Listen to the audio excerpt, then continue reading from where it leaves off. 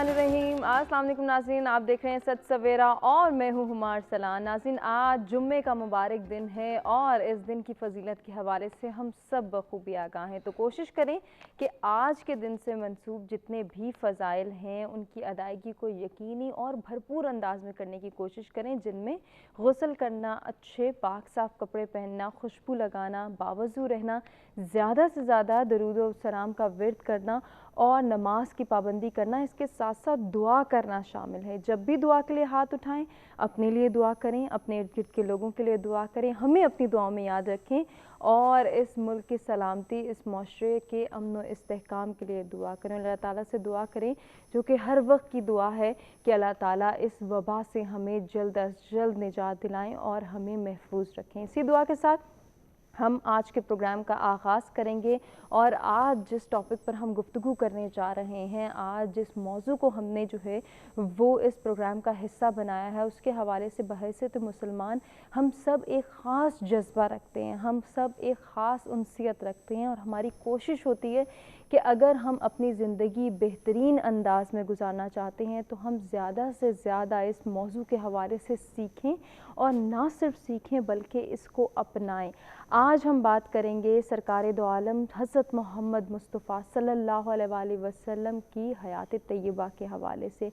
हुज़ूर नबी अकरम सल्लल्लाहु अलैहि वसल्लम की ज़िंदगी हमारे लिए किस तरह से बेहतरीन नमूना अमल है और इस नमूना अमल की पैरवी हम कैसे कर सकते हैं, इसके हवाले से हम जानेंगे। मुख्तलिफ़ पहलुओं का तज़किरा होगा, मुख्तलिफ़ जो है वो हम तरीक़ों से जान सकेंगे कि हम किस तरह से फॉलोअर बन सकते हैं नबी अकरम सल्लल्लाहु अलैहि वसल्लम के, और जिस तरह से हम पहले भी कह चुके हैं कि उनकी ज़िंदगी हमारे लिए बेहतरीन नमूना अमल है। तो हमारा काम, हमारे पर ये एक ख़ास ज़िम्मेदारी है कि हम सुन्नत नबी सल्लल्लाहु अलैहि वसल्लम को समझें, फिर अपनाने की कोशिश करें, और जब हम अपनाएंगे तो डेफ़िनेटली हम अपने बच्चों की तरबियत में भी इन तमाम तर पहलुओं की, इन तमाम तर चीज़ों को इनकलकेट करने की कोशिश करेंगे। जब बात होगी अखलाकियात के हवाले से, अखलाकी तरबियत के हवाले से, तो वहाँ नबी अकरम सल्लल्लाहु अलैहि वसल्लम की पैरवी किस तरह से की जा सकती है, सुन्नत नबवी हमें क्या पैगाम देती है, क्या अहकामात जो हैं हमें मिलते हैं जब हम नबी अकरम सल्लल्लाहु अलैहि वसल्लम की सुन्नत पर फॉलो करने की कोशिश करते हैं और इखलाकी तरबियत के हवाले से जानने की कोशिश करते हैं। इसी इखलाकी तरबियत के हवाले से जी हम मज़ीद जब डिस्कशन करेंगे तो कुरान और हदीस की रोशनी में जानेंगे कि इखलाकियात की अहमियत क्या है, इखलाकी तरबियत होना कितना ज़रूरी है, इखलाकियात की अहमियत को हम किस तरह से अंडरस्टैंड कर सकते हैं। बहुत सारी ऐसी चीज़ें हैं जो कि हमें बताई जाती हैं, हमें सिखाने के लिए आज से 1400 साल कबल वो तालीमात जो कि क़यामत तक जो हैं वो ज़िंदा रहेंगी और क़यामत तक के मुसलमानों के लिए, क़यामत तक के इंसानों के लिए नमूना अमल हैं, हिदायत का पैकर हैं। इन तमाम चीज़ों पर हमारा अमल करना कितना ज़रूरी है और इसकी अहमियत क्या है, इसको आज के प्रोग्राम में हम उजागर करेंगे। इस टॉपिक से रिलेटेड आप हमारे साथ कुछ शेयर करना चाहें, कुछ पूछना चाहें, या फिर हमारे साथ जो हमारे आज मौजूद मेहमान ग्रामी मौजूद होंगे उनसे कोई सजेशन लेना चाहें, तो लाइव कॉल्स के ज़रिए आप भी पार्टिसिपेट कर सकते हैं। ओवरसीज़ पाकिस्तानी जो ये प्रोग्राम देख रहे हैं, पार्टिसिपेट करना चाहते हैं, तो नंबर आपकी स्क्रीन पर मौजूद है, अपना पॉइंट ऑफ व्यू ज़रूर हमारे साथ शेयर करें। आगाज़ में मेहमानों से मुलाकात भी होगी और गुफ्तगू का आगाज़ भी होगा, लेकिन जी हमेशा की तरह एक नज़र डाल लेते हैं मौसम की सूरत हाल पर और देखते हैं कि आज का वेदर हमें क्या इंडिकेट कर रहा है।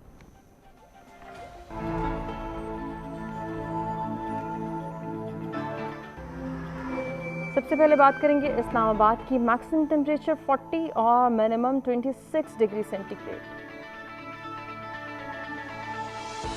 कुछ बात हो जाए लाहौर की। मैक्सिमम टेम्परेचर 42 और मिनिमम 30 डिग्री सेंटीग्रेड। रुख करेंगे कराची का। मैक्सिमम टेम्परेचर 36 और मिनिमम 31 डिग्री सेंटीग्रेड।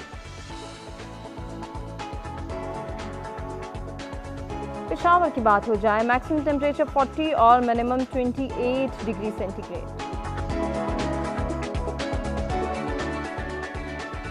कोयटा का अहवाल आपको बताएं। मैक्सिमम टेम्परेचर 34 और मिनिमम 17 डिग्री सेंटीग्रेड।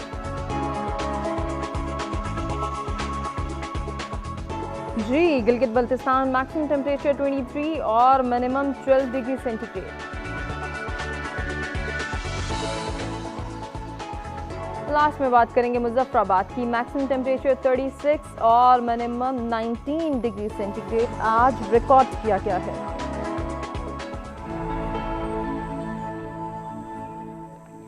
जी नाज़रीन, मौसम की सूरत हाल आपने जानी। जल्दी से मेहमानों का तारुफ कराते हैं और गुफ्तगू की जानिब बढ़ते हैं। सबसे पहले स्टूडियोज़ में हमें ज्वाइन करें इस्लामिक स्कॉलर हैं मौलाना ज़हीर अब्बास कादरी साहब। आपको खुशामदीद कहते हैं। अस्सलाम वालेकुम। वालेकुम अस्सलाम। बहुत शुक्रिया अल्लामा साहब आपकी तशरीफ़ आवी का। आज के दूसरे मेहमान जो हैं इस्लामिक स्कॉलर हैं, हमारे मुख्तलिफ प्रोग्राम्स में आते रहते हैं, आप सब उन्हें जानते हैं। अल्लामा असगर अस्करी साहब, आपको भी सच सवेरा में खुशामदीद कहते हैं। कैसे हैं आप? खैरियत से हैं? अल्हम्दुलिल्लाह। अल्लामा साहब के साथ हमारे आज के नाज़रीन तीसरे मेहमान जो हैं वो नात ख्वां हैं मोहम्मद अली बंगश, उनको भी हम खुशामदीद कहते हैं। और साथ ही अली, हम आपसे गुजारिश करेंगे कि आप इस प्रोग्राम का, इस नशिस्त का बाकायदा आगाज़ करें हमदे सनाए रब्बे जलील पेश करके।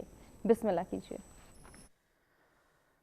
कहती है ये फूलों की रिदा अल्लाहु अल्लाह अल्लाहु अल्लाह।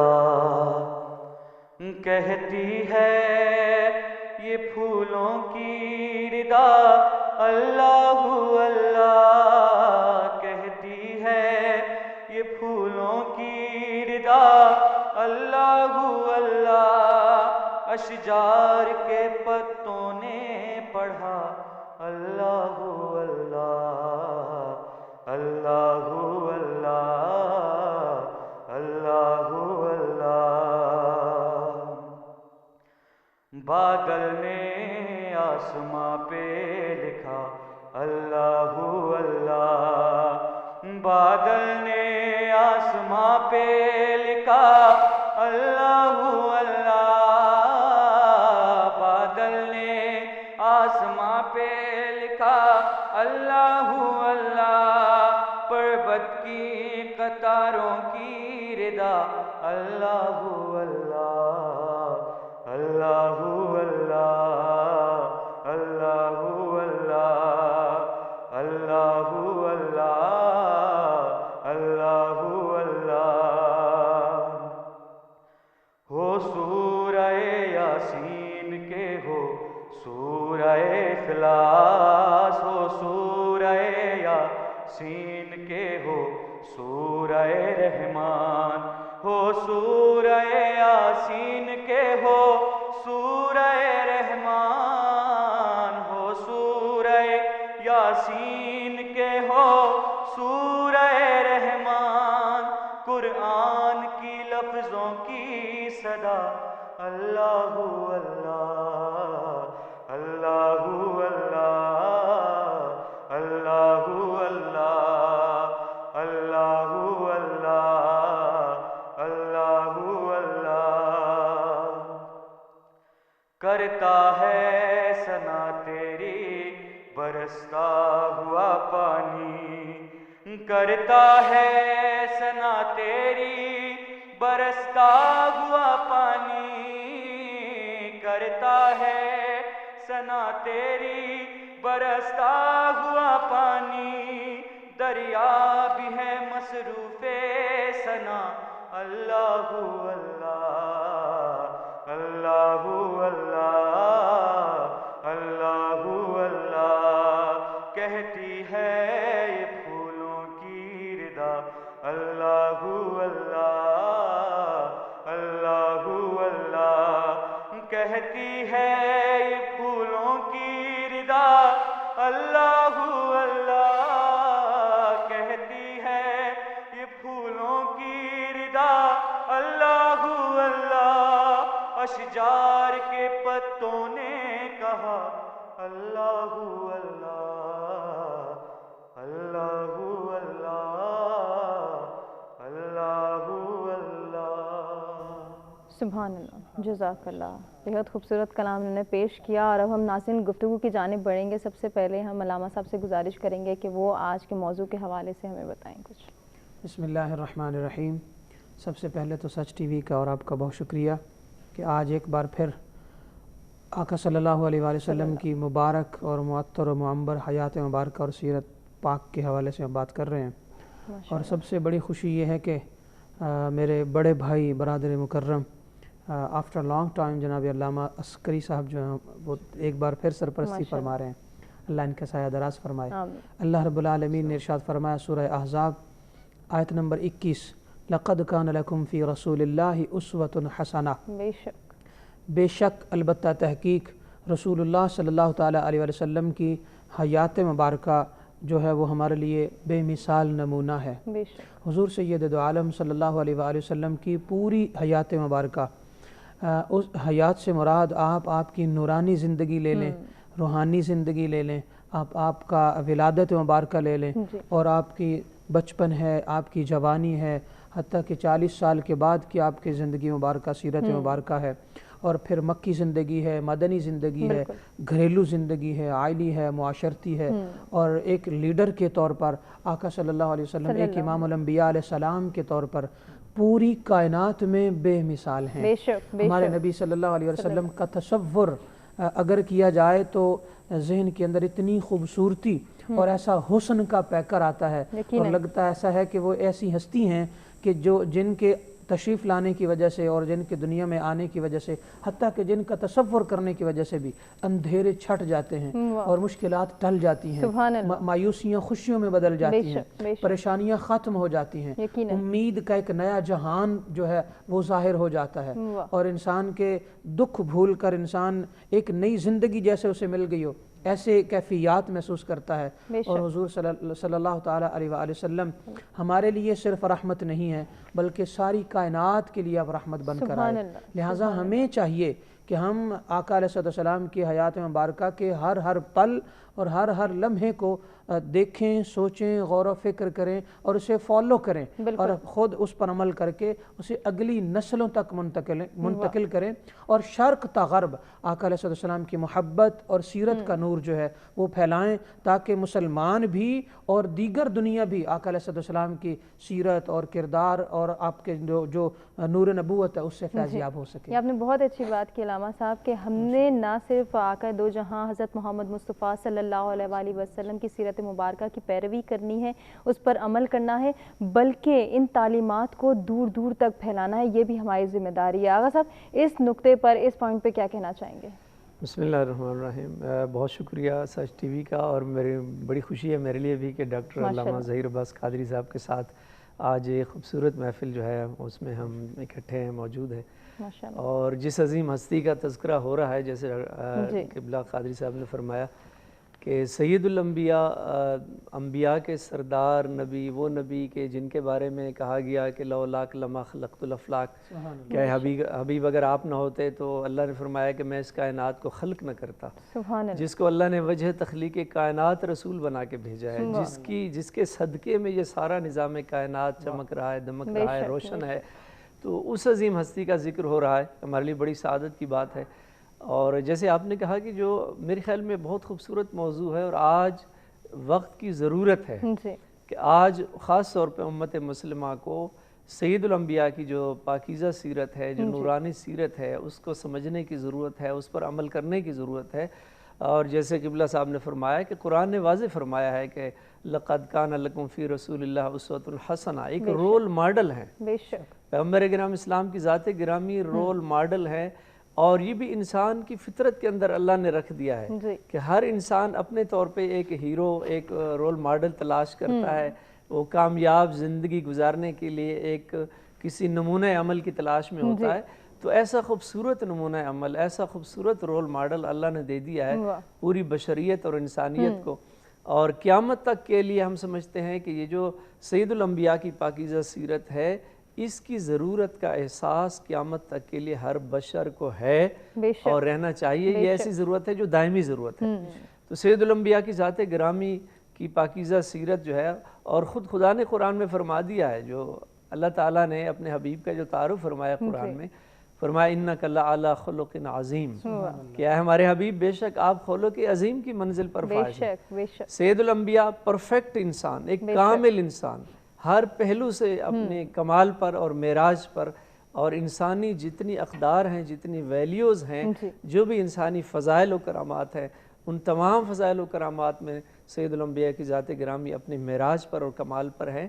تو یہ بھی اسلام نے، واحد اسلام ایسا مذہب ہے جس نے ایک کامل بشر اور کامل انسان کا تصور دیا ہے۔ کسی اور مذہب نے کسی انسان کے بارے میں یہ دعویٰ نہیں کیا کہ وہ کامل انسان ہے اور آپ ان کی پیروی کریں. یہ اسلام کا امتیاز ہے. اور میں سمجھتا ہوں کہ سید الانبیاء کی ذات گرامی صرف مسلمانوں کے لیے ہی اسوہ نہیں ہے، بلکہ فرمایا اللہ نے قرآن میں کہ وما ارسلناک الا رحمۃ للعالمین، کہ ہم نے آپ کو عالمین کے لیے رحمت بنا کے بھیجا ہے، مسلمین کے لیے رحمت نہیں ہے. یعنی جتنے بھی فیض کرم اس خدا کی طرف سے ساری مخلوق کو جا رہا ہے وہ سید الانبیاء کے وسیلے اور صدقے سے جا رہا ہے. سبحان اللہ. تو یہ ہمارے لیے بڑی سعادت کی بات ہے کہ آج اس عظیم ہستی کا ہم تذکرہ کرنے یہاں بیٹھے ہیں اور اپنی زبان کو ہم معطر کر رہے ہیں، نورانی کر رہے ہیں اس پاکیزہ ذکر کے ساتھ کہ جن کے ذکر کو اللہ نے اپنا ذکر فرمایا ہے. کیا بات ہے کہ سید میرے حبیب کا ذکر میرا ذکر ہے. تو اس لیے میں سمجھتا ہوں کہ آج کے اس موضوع میں اور پھر آج جس طرح سے فتنے برپا کیے جا رہے ہیں عالم اسلام کے خلاف، دشمنان اسلام کی جو سازشیں ہو رہی ہیں، تو میں سمجھتا ہوں اس زمانے میں اس دور میں خاص طور پہ زیادہ ضرورت ہے سیرت طیبہ کو سمجھنے کی، اور ان کی جو سیرت طیبہ کے جو نورانی پہلو ہیں ان کو فالو کرنے کی ضرورت ہے، ان کی پیروی اور اطاعت کی ضرورت ہے تاکہ ہم اس دنیا میں بھی کامیاب ہوں اور آخرت میں بھی آخرت بھی سمجھ سکے. بہت خوبصورت بات. اور آغا صاحب نے ایک جو بات کی کہ یہ فطری عمل ہے علامہ صاحب، ایک انسان جو ہے وہ کسی کے فٹ سٹیپ فالو کرنے کی کوشش کرتا ہے، کسی سے انسپریشن لیتا ہے، اس کے لیے کوئی سورس آف انسپریشن بھی ہے، انفارمیشن بھی ہے، اور وہ اس کو فالو کرنے کی ایک تگ و دو میں لگا ہوتا ہے. تو موجودہ دور کے انسان کے لیے یا مسلمان کے لیے یا پھر اگر ہم بالخصوص نوجوانوں کی بات کریں تو آج کے نوجوان کے لیے کتنا ضروری ہے کہ وہ سیرت کاملہ کی جو ہے وہ پیروی کرے، سنت مبارکہ کو اپنانے کی کوشش کریں. میں چاہ رہی ہوں کہ تھوڑا سا ہم اسی کو لیبریٹ کریں، پھر ہم جو ہے سیرت کے مختلف پہلوؤں کو ڈسکس کریں. جی ضرور انشاءاللہ. حضرت علامہ صاحب نے، علامہ عسکری صاحب نے بڑی خوبصورت باتوں میں سے ایک انتہائی خوبصورت پوائنٹ جو دیا ہے وہ انسان کامل کا. اسلام واحد ایسا مذہب ہے جس نے پہلی مرتبہ، یعنی دعوے تو لاکھوں لوگ کرتے ہوں گے مگر پراپر جس کو اللہ نے انسان کامل بنا کے بھیجا وہ ہمارے نبی صلی اللہ علیہ وآلہ وسلم ہیں. تو یہ چیز ہمارے لیے بے انتہا خوشی والی بات ہے. پہلے زمانوں میں دوسرے جو مذاہب ہیں اور جو انبیاء کی اولاد سمجھے جاتے ہیں تو انہوں نے بڑے دعوے کیے کہ ہم سب سے سپیریئر ہیں، ہم سب سے پرفیکٹ ہیں اور ہم بڑی ایجادات کرتے ہیں، اور آج بھی وہ انہی کوششوں میں لگے رہتے ہیں کہ تسلط جمائیں اپنا، چاہے وہ سائنسی معاملات ہوں، وہ میڈیا ہو، وہ علم ہو، یونیورسٹیز ہوں، وہ ہیلتھ ہو، کچھ بھی. مگر اس کے باوجود رب کائنات نے عالم اسلام کو جو ایک سہارا دیا ہے وہ سب سے بڑا سہارا، سب سے طاقتور سہارا، اور جو جتنی مرضی کوششیں اسلام کے خلاف کر لے اس کے باوجود سب سے خوبصورت سہارا جو ہے وہ محمد عربی صلی اللہ علیہ وسلم کا نام ہی کافی ہے کہ ان کا نام لے دیا جائے تو رب کی مدد آن اترتی ہے. آقا صلی اللہ علیہ وسلم کی جو مبارک جوانی ہے وہ اتنی خوبصورت تھی کہ آقا علیہ السلام کے دوست جو تھے آپ کی جوانی میں وہ ایسے تھے کہ سارے سدھرے ہوئے، سارے سلجھے ہوئے، سارے سنورے ہوئے. ان میں سے کوئی ایک بھی ایسا نہ تھا کہ جس کا اخلاق خدا نخواستہ بگڑا ہو، کوئی ایسا نہ تھا جس کی خدا نخواستہ سوچ جو ہے وہ انتشار والی ہو، کوئی ایسا نہ تھا جس کی زبان سے باتیں ایسی نکلتی ہوں جو اخلاق سے گری ہوئی ہوں. بلکہ آقا علیہ السلام کے دوستوں میں اگر دیکھیں تو سیدنا ابو بکر صدیق رضی اللہ عنہ کی ذات ہے جنہیں رب نے صدیق کا لقب عطا فرمایا. سیدنا حیدر کرار علیہ السلام آپ کے بھائیوں میں سے، آپ کے دوستوں میں سے، آپ کے ہمراہیوں میں سے، آپ کے رفیقان سفر میں سے، اور آپ کے ہر حوالے سے، یعنی یوں کہہ لیں کہ جلوت و خلوت میں سنگت والے. تو وہ کہ جن کا تصور کرنا بھی عبادت، جن کا ذکر کرنا بھی عبادت، جیسا کہ خود آقا علیہ السلام شاہ فرمایا کہ ذکر علی جن عبادت. تو آقا علیہ السلام کے دیکھنا یہ ہے ہمارے نوجوانوں کو کہ جوانی میں دوست کون تھے. تو دوست وہ تھے جنہیں آقا اللہ تعالیٰ نے یہ کائنات بنانے سے پہلے دوست لکھ دیا تھا. اگر ہم المصنف جو کتاب ہے امام عبدالرزاق رحمۃ اللہ علیہ نے لکھی ہے، امام بخاری کے بھی استاذ ہیں، اس کی حدیث نور کا اگر ہم مطالعہ کریں تو آقا صلی اللہ علیہ وسلم نے فرمایا ہے کہ جو میرے چار یار ہیں یہ عالم انوارات میں ان کے نور اللہ تعالیٰ نے پیدا کر دیے تھے. اور سیدنا علی المرتضیٰ شیر خدا رضی اللہ عنہ علیہ السلام، انہیں اللہ تعالیٰ نے ان کے نور کو میری پشت پہ کھڑا کیا تھا. اور اس میں بہت سارے راز تو ہیں ہی، مگر ایک راز یہ ہے کہ اے نبی علیہ السلام آپ کا جو دین ہے اس کی آپ کے بعد پشت پناہ ہی جو ہے وہ حیدر کرار کے نام کر دی ہے۔ تو ہمارے نوجوانوں کو چاہیے کہ ان چاروں اصحاب کی پیروی کریں، حیدر کرار کے ساتھ بھی خاص محبت کریں، اور ہمارے دوستوں میں سے کوئی ایسا نہیں ہونا چاہیے جو منتشر الخیال ہو، ایسا نہیں ہونا چاہیے جو بدعمالی کی طرف لے جائے، ایسا نہیں ہونا چاہیے جو ملک و ملت یعنی ملک اور اسلام کے حوالے سے مشکوک ذہن رکھتا ہو۔ ہمارے دوستوں میں سب سے پہلے ایسے لوگ ہونے چاہیے جن کا کردار اچھا ہو، جن کا اخلاق اچھا ہو، جو والدین کے تابع ہوں، جن کی باتوں سے خوشبو آیا کرے، جن کے کردار سے روشنی پھوٹا کرے، اور ایسے دوست ہونے چاہیے جن کی زندگی میں کوئی منزل ہو، زندگی جینے کا کوئی مقصد ہو۔ یوں کہہ لیں آج کل ہمارے ہاں دوستیاں ہوتی ہیں صرف کیفے تک ہوتی ہیں، یا پھر آپ کی دوستیاں کسی ٹیک اوے تک ہوتی ہیں، یا KFC تک ہوتی ہیں، آپ کی دوستیاں یونیورسٹی یا کلاس فیلو کی حد تک ہوتی ہیں، یا پھر سوشل میڈیا کی حد تک ہوتی ہیں۔ تو یہ دوستیاں صرف ٹائم ضائع کرنے کے لیے ہی ہو سکتی ہیں اور مقصد کچھ نہیں، جبکہ دوستوں کا مقصد آج کے دور میں یہ ہونا چاہیے کہ ہم مل بیٹھیں گے، ہم دین کی بات کریں گے، ہم مل بیٹھیں گے، ہم جابز کریٹ کریں گے تاکہ دیگر نوجوانوں کو اس کے اندر شامل کر کے لوگوں کا روزگار بھی چلائیں، ان کی جوانیوں کو کارآمد بنائیں، ضائع ہونے بہت سے بچائیں۔ خوبصورت بات، اسی کو ہم کنٹینیو کریں گے۔ ناظرین ہمیں ایک بریک کی جانب بڑھنا ہے، بریک سے واپس آتے ہیں، گفتگو کے سلسلے کو آگے بڑھاتے ہیں۔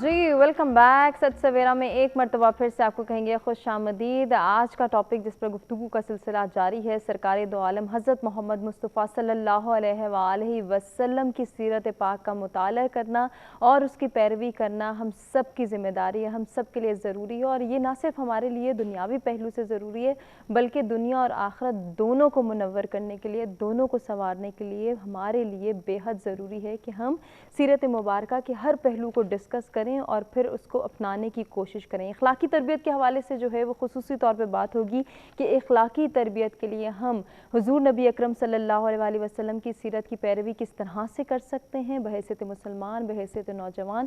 یہ ہم سب کی ذمہ داری ہے کہ نہ صرف ہم پیروی کریں بلکہ دوسروں کو بھی اس کی ترغیب دیں، دوسروں تک بھی ان تعلیمات کو پھیلائیں۔ کس طرح سے کر سکتے ہیں اس پر بات کریں گے، اور اخلاق کی اہمیت جاننا بھی ہم سب کے لیے بہت ضروری ہے۔ تو قرآن و سنت کی روشنی میں ہم جانیں گے کہ اخلاق کے حوالے سے ہمیں کیا پیغامات، کیا احکامات اور کیا تعلیمات ملتی ہیں۔ آغا صاحب، اگر ہم اخلاقی تربیت سے پہلے اخلاق کے حوالے سے جان سکیں کہ ہم کس طرح سے سمجھ سکتے ہیں قرآن مجید فرقان حمید میں ہمیں اخلاق کے حوالے سے کیا پیغامات، کیا احکامات، اور خود جو ہے اللہ تعالیٰ کیا ہمیں کہتے ہیں کہ ہم نے کس طرح سے اخلاق پر زور دینا ہے، کیسے اخلاق کے حوالے سے دوسروں کو ترغیب دینی ہے کہ وہ بھی اپنے اخلاق کو سنوارنے کی کوشش کریں؟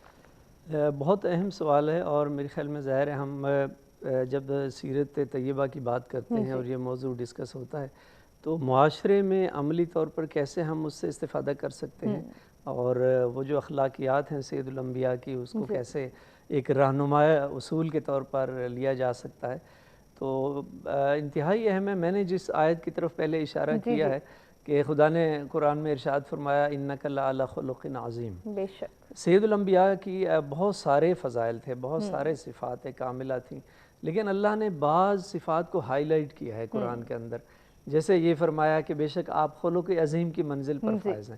یعنی قرآن کے ہر لفظ میں، ہر آیت میں کوئی حکمت پوشیدہ ہے، کوئی راز ہے۔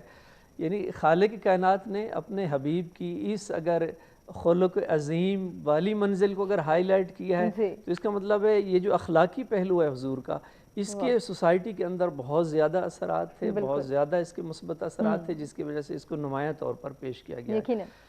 سید الانبیاء کے جو اخلاق کریمانہ تھا اس حوالے سے آپ دیکھیے کہ عجیب ہے، آپ کا جو انداز ہوتا تھا، جو رویہ تھا لوگوں کے ساتھ، دشمنان اسلام کے ساتھ، کفار و مشرکین کے ساتھ، کہ اس لیے کہا جاتا ہے، علماء بزرگ فرماتے ہیں کہ پیغمبر گرامی اسلام نے اپنی دعوت کا آغاز توحید سے نہیں کیا، بلکہ اپنی دعوت کا آغاز صادق اور امین ہونے سے فرمایا ہے۔ سبحان اللہ۔ یعنی سب سے پہلے آپ نے لوگوں کو باور کرایا کہ آپ سچے ہیں، صادق ہیں، امین ہیں، حتیٰ وہ کفار و مشرکین جو آپ کی جان کے دشمن تھے، لیکن اگر ان سے پوچھا جاتا تھا کہ مکہ کی سرزمین میں کون صادق ہے کون امین ہے، تو سب کے اشارے سید الانبیاء کی طرف اٹھتے تھے کہ یہ ہستی ہیں کہ جو سب سے زیادہ سچی بھی ہیں اور سب سے زیادہ امین بھی ہیں۔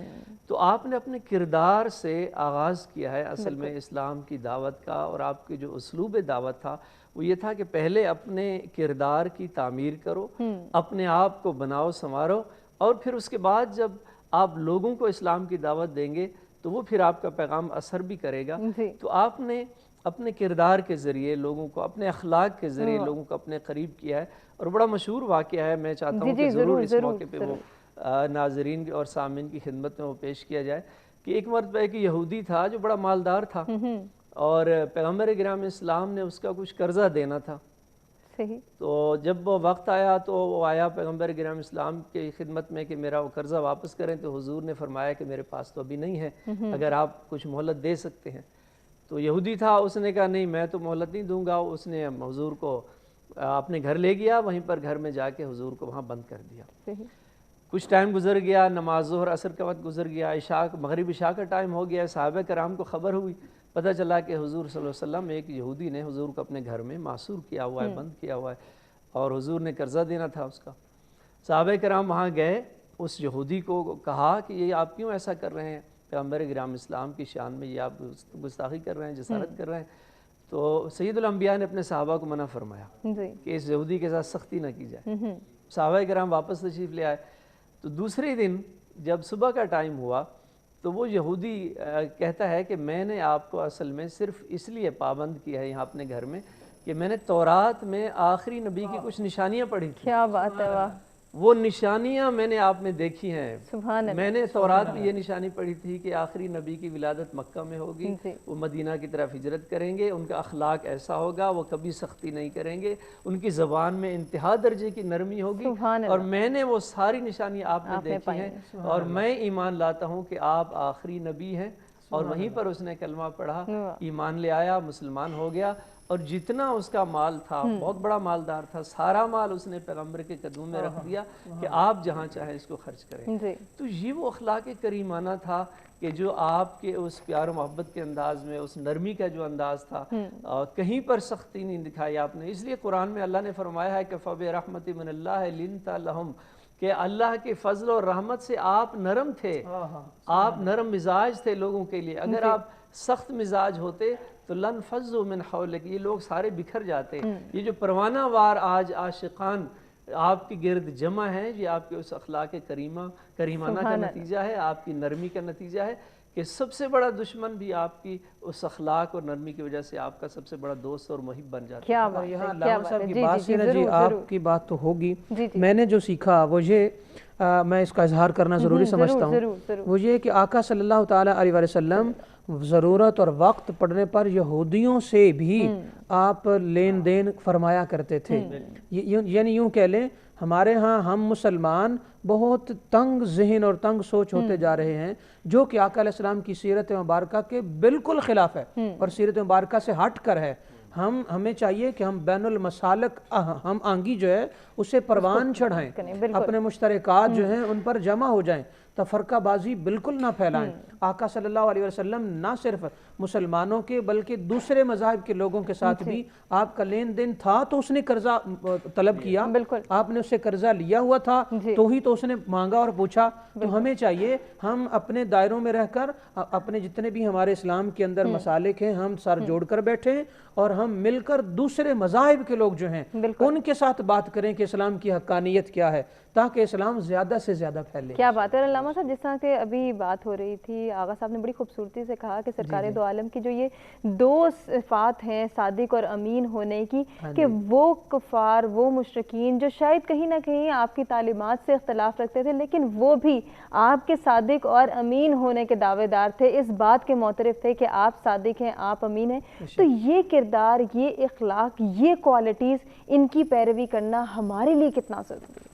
ہمارے لیے بہت ہی زیادہ ضروری ہے، اور ضروری سے مراد فرض ہے۔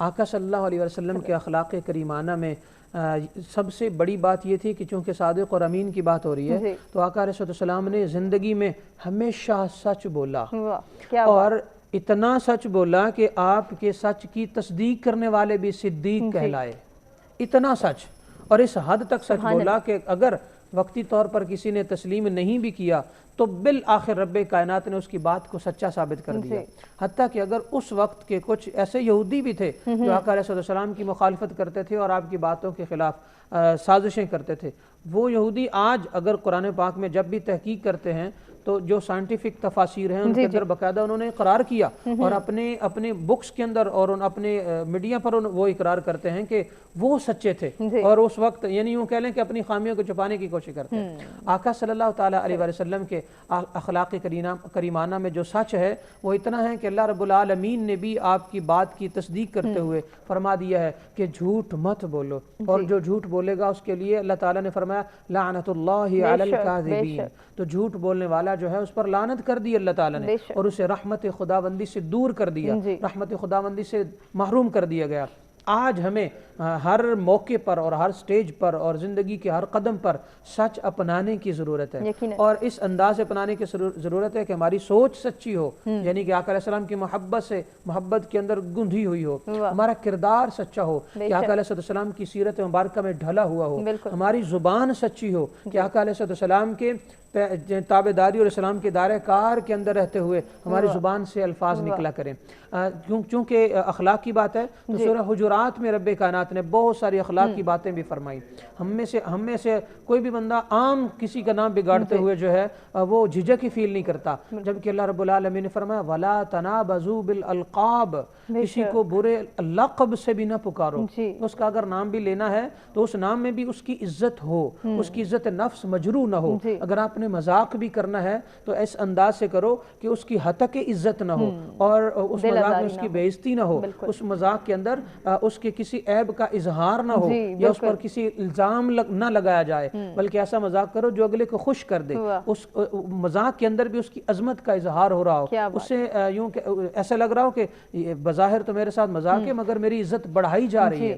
ہمارے ہاں آج ان چیزوں کا معاملہ الٹ ہو گیا ہے، اور ہم رواجی طور پر ہر چیز کو یوں سمجھتے ہیں کہ بس اسے صرف اور میں ہی میں ہوں، باقی ساری چیزوں کو رنگے دیتے چلے جاتے ہیں۔ فرینکنس کے نام پہ ہم دوسروں کی عزت بھی اچھال دیتے ہیں، دوسروں پہ بہتان بھی لگا دیتے ہیں، یا دوسروں کو جو ہے کسی حد تک ان کی دل آزاری بھی ہو جاتی ہے، اور یہ سیرت کے خلاف ہے اور یہ گناہ ہے، اور ایسا کرنے والا جو ہے اس کی شخصیت کو یہ چیزیں بذات خود ڈیمیج کرتی ہیں، چاہے وقتی طور پر وہ فن کا مظاہرہ کر لیں مگر ڈیمیج کرتی ہیں۔ اس طرح آقا صلی اللہ علیہ وسلم پر جو کتاب مبارک نازل ہوئی ہے قرآن مقدس، اس نے زندگی کے ہر پہلو کو اس انداز سے اپنانے کا حکم دیا ہے اور اجاگر کیا ہے کہ اگر ہم اسے اپنا لیں تو کبھی بھی شرمندگی کا سامنا ہمیں نہ کرنا پڑے۔ اللہ تعالیٰ جل مجدہ الکریم نے ارشاد فرمایا وَكَانَ الْإِنسَانُ عَجُولًا، انسان جلد باز ہے۔ اچھا انسان تو جلد باز ہے، اور نبی کیا ہے؟ نبی جلد باز نہیں۔ آقا صلی اللہ علیہ وسلم نے جب بھی کوئی کام کیا تو گہری سوچ کے ساتھ، آقا علیہ السلام نے وسیع وسعت ظرفی کے ساتھ اس کام کو سر انجام دیا۔ آج ہمیں بھی اس بات کی ضرورت ہے ہم جلد بازی کو چھوڑیں، جب بھی ہم کسی معاملے میں جلد بازی کرتے ہیں ہم خطا کھا جاتے ہیں، ہم نقصان کر جاتے ہیں، ہم اپنا بھی اور دوسرے لوگوں کا بھی نقصان کر جاتے ہیں۔ یوں کہہ لیں جس لیول پر اللہ تعالیٰ نے ہمیں معاشرے میں عزت دی ہوئی ہے، ہمیں چاہیے اپنے اس لیول کو دیکھتے ہوئے ہماری زندگی کے جو معاملات ہیں انہیں آگے چلائیں، ٹھہراؤ کے ساتھ، آرام کے ساتھ، حتیٰ کہ اللہ رب العالمین نے اپنے نبی علیہ السلام کو فرمایا وَرَتِّلِ الْقُرْآنَ تَرْتِيلًا، یعنی جلد بازی مت کرو، حتیٰ کہ قرآن پڑھو تو وہ بھی ٹھہر کر۔ ہمارے زندگیوں میں جب سے ٹھہراؤ نہیں رہا ہم بے چین ہو گئے ہیں، ہمارا سکون چھن گیا ہے، ہم بے قرار ہو گئے ہیں، ہم میں سے لاکھوں لوگ یوں کہہ لیں کہ ذہنی مریض ہو چکے ہیں، اور وجہ یہ ہے کہ ہم نے ٹھہراؤ کو چھوڑ دیا، برداشت کو چھوڑ دیا، صبر کو چھوڑ دیا۔ آقا علیہ السلام شاہ فرمایا تھا علیکم بالسکینۃ والوقار، اے مسلمانوں تم پر لازم ہے کہ سکونت اور وقار کو اپناؤ. ہر چیز میں وقار ہونا چاہیے.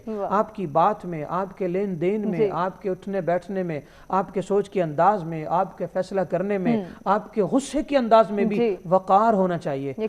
اور جب سے ہم جلد بازی کا شکار ہوئے ہیں، نہ وقار رہا نہ سکون رہا. اور جب یہ چیزیں نہیں ہیں اور جلد بازی نے اس کی جگہ لے لی ہے تو پھر گھر ٹوٹ رہے ہیں، رشتے خراب ہو رہے ہیں، بدگمانیاں بڑھ رہی ہیں، کاروبار خراب ہو رہے ہیں، حادثات ہو رہے ہیں، راہ چلتے نقصانات ہو رہے ہیں، حتیٰ کہ انسان کی شخصیت کے ساتھ ساتھ بہت ساری چیزیں ڈیمیج ہو رہی ہیں. ہمیں چاہیے آقا علیہ السلام کی اس ٹھہراؤ والی جو سیرت مبارکہ ہے اسے دیکھیں، اسے سوچیں، اس پر ڈیپلی غور کریں اور گہرائی کے ساتھ غور کرنے کے بعد اسے اپنا لیں. آقا علیہ السلام کا وعدہ ہے کہ جس نے وقار اور سکون کو اپنا لیا، آپ نے فرمایا یہ میں ضمانت دیتا ہوں وہ انسان کبھی ذلیل نہیں ہوگا، وہ کبھی گھاٹا نہیں کھائے گا، اور اس کی عزت کی ضمانت میں دیتا ہوں کہ کبھی وہ رسوا نہیں ہوگا. کیا بات ہے، کیا بات ہے. علامہ صاحب نے بڑی خوبصورتی کے ساتھ جو ہے وہ بات کی کہ کس طرح سے ہم نے اپنے معاملات طے کرنے ہیں اور وہاں پہ بھی اخلاق کو پروموٹ کرنا ہے. آغا صاحب، جب اخلاقی تربیت کی ہم بات کرتے ہیں، حضور کی سیرت مبارکہ کا یہ جو ہے وہ پیروی کرنے کی کوشش کرتے ہیں، حضور کی زندگی کا مطالعہ کرتے ہیں، تو مختلف واقعات کی روشنی میں ہمیں نظر آتا ہے. جیسے کہ ایک واقعے کا تذکرہ آپ نے بھی کیا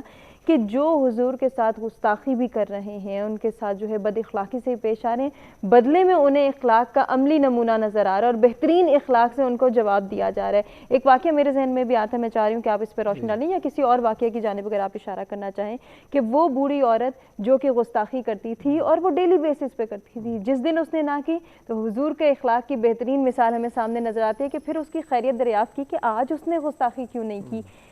یہ معیار، یہ تربیت، یہ عملی نمونہ ہم کیسے اپنی زندگی میں اپنا سکتے ہیں؟ بڑی خوبصورت آپ نے اس واقعے کی طرف اشارہ کیا ہے، اور واقعی یہی پہلو ہیں سیرت طیبہ کے کہ جو آج مسلمانوں کے لیے الارمنگ بھی ہیں اور ان کو بیدار بھی کرتے ہیں کہ اس وقت ہماری سوسائٹی، ہمارا معاشرہ کہاں کھڑا ہے اور ہمارے یہ عظیم پیشوا کس طرح کی پاکیزہ زندگی انہوں نے گزاری ہے.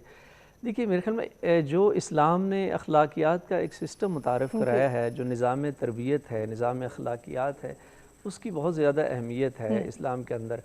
اتنی اہمیت ہے یہاں تک کہ جب پیغمبر گرامی اسلام کے مبعوث ہونے کی بات اللہ نے قرآن میں فرمائی ہے سورہ جمعہ میں کہ هو الذی بعث فی الامیین رسولا منہم یتلو علیہم آیاتہ یزکیہم ویعلمہم الکتاب والحکمہ، کہ یہ ہمارا رسول وہ ہے کہ جس رسول کو ہم نے بھیجا ہے یہ دو کام کرتا ہے. پہلے لوگوں کے نفوس کو پاکیزہ بناتا ہے، پھر قرآن و حکمت کی تعلیم دیتا ہے. پہلے تزکیہ نفس ہے، پھر تعلیم ہے.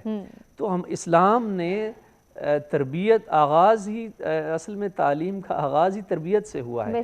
یہ ہماری بدقسمتی ہے کہ ہمارے ہاں جو نظام تعلیم ہے، جو ایجوکیشن سسٹم ہے، کہیں پر اس میں تربیت کی بات نہیں ہوتی، اخلاق کے تعمیری اخلاق کی بات نہیں ہے، کردار کی تعمیر کی بات نہیں ہے. تو اس لیے اسلام نے جو اخلاق کا نظام متعارف کرایا ہے یا جو تعلیم کا نظام متعارف کرایا ہے، اس کی پہلی سیڑھی ہی اور بلکہ بنیاد وہ تربیت اور اصلاح نفس سے ہے. اور یہ معروف ہے، یہ جملہ کہا جاتا ہے کہ نرم زبان جو ہے وہ دل کے لیے مقناطیس کی حیثیت رکھتی ہے. کیا بات ہے.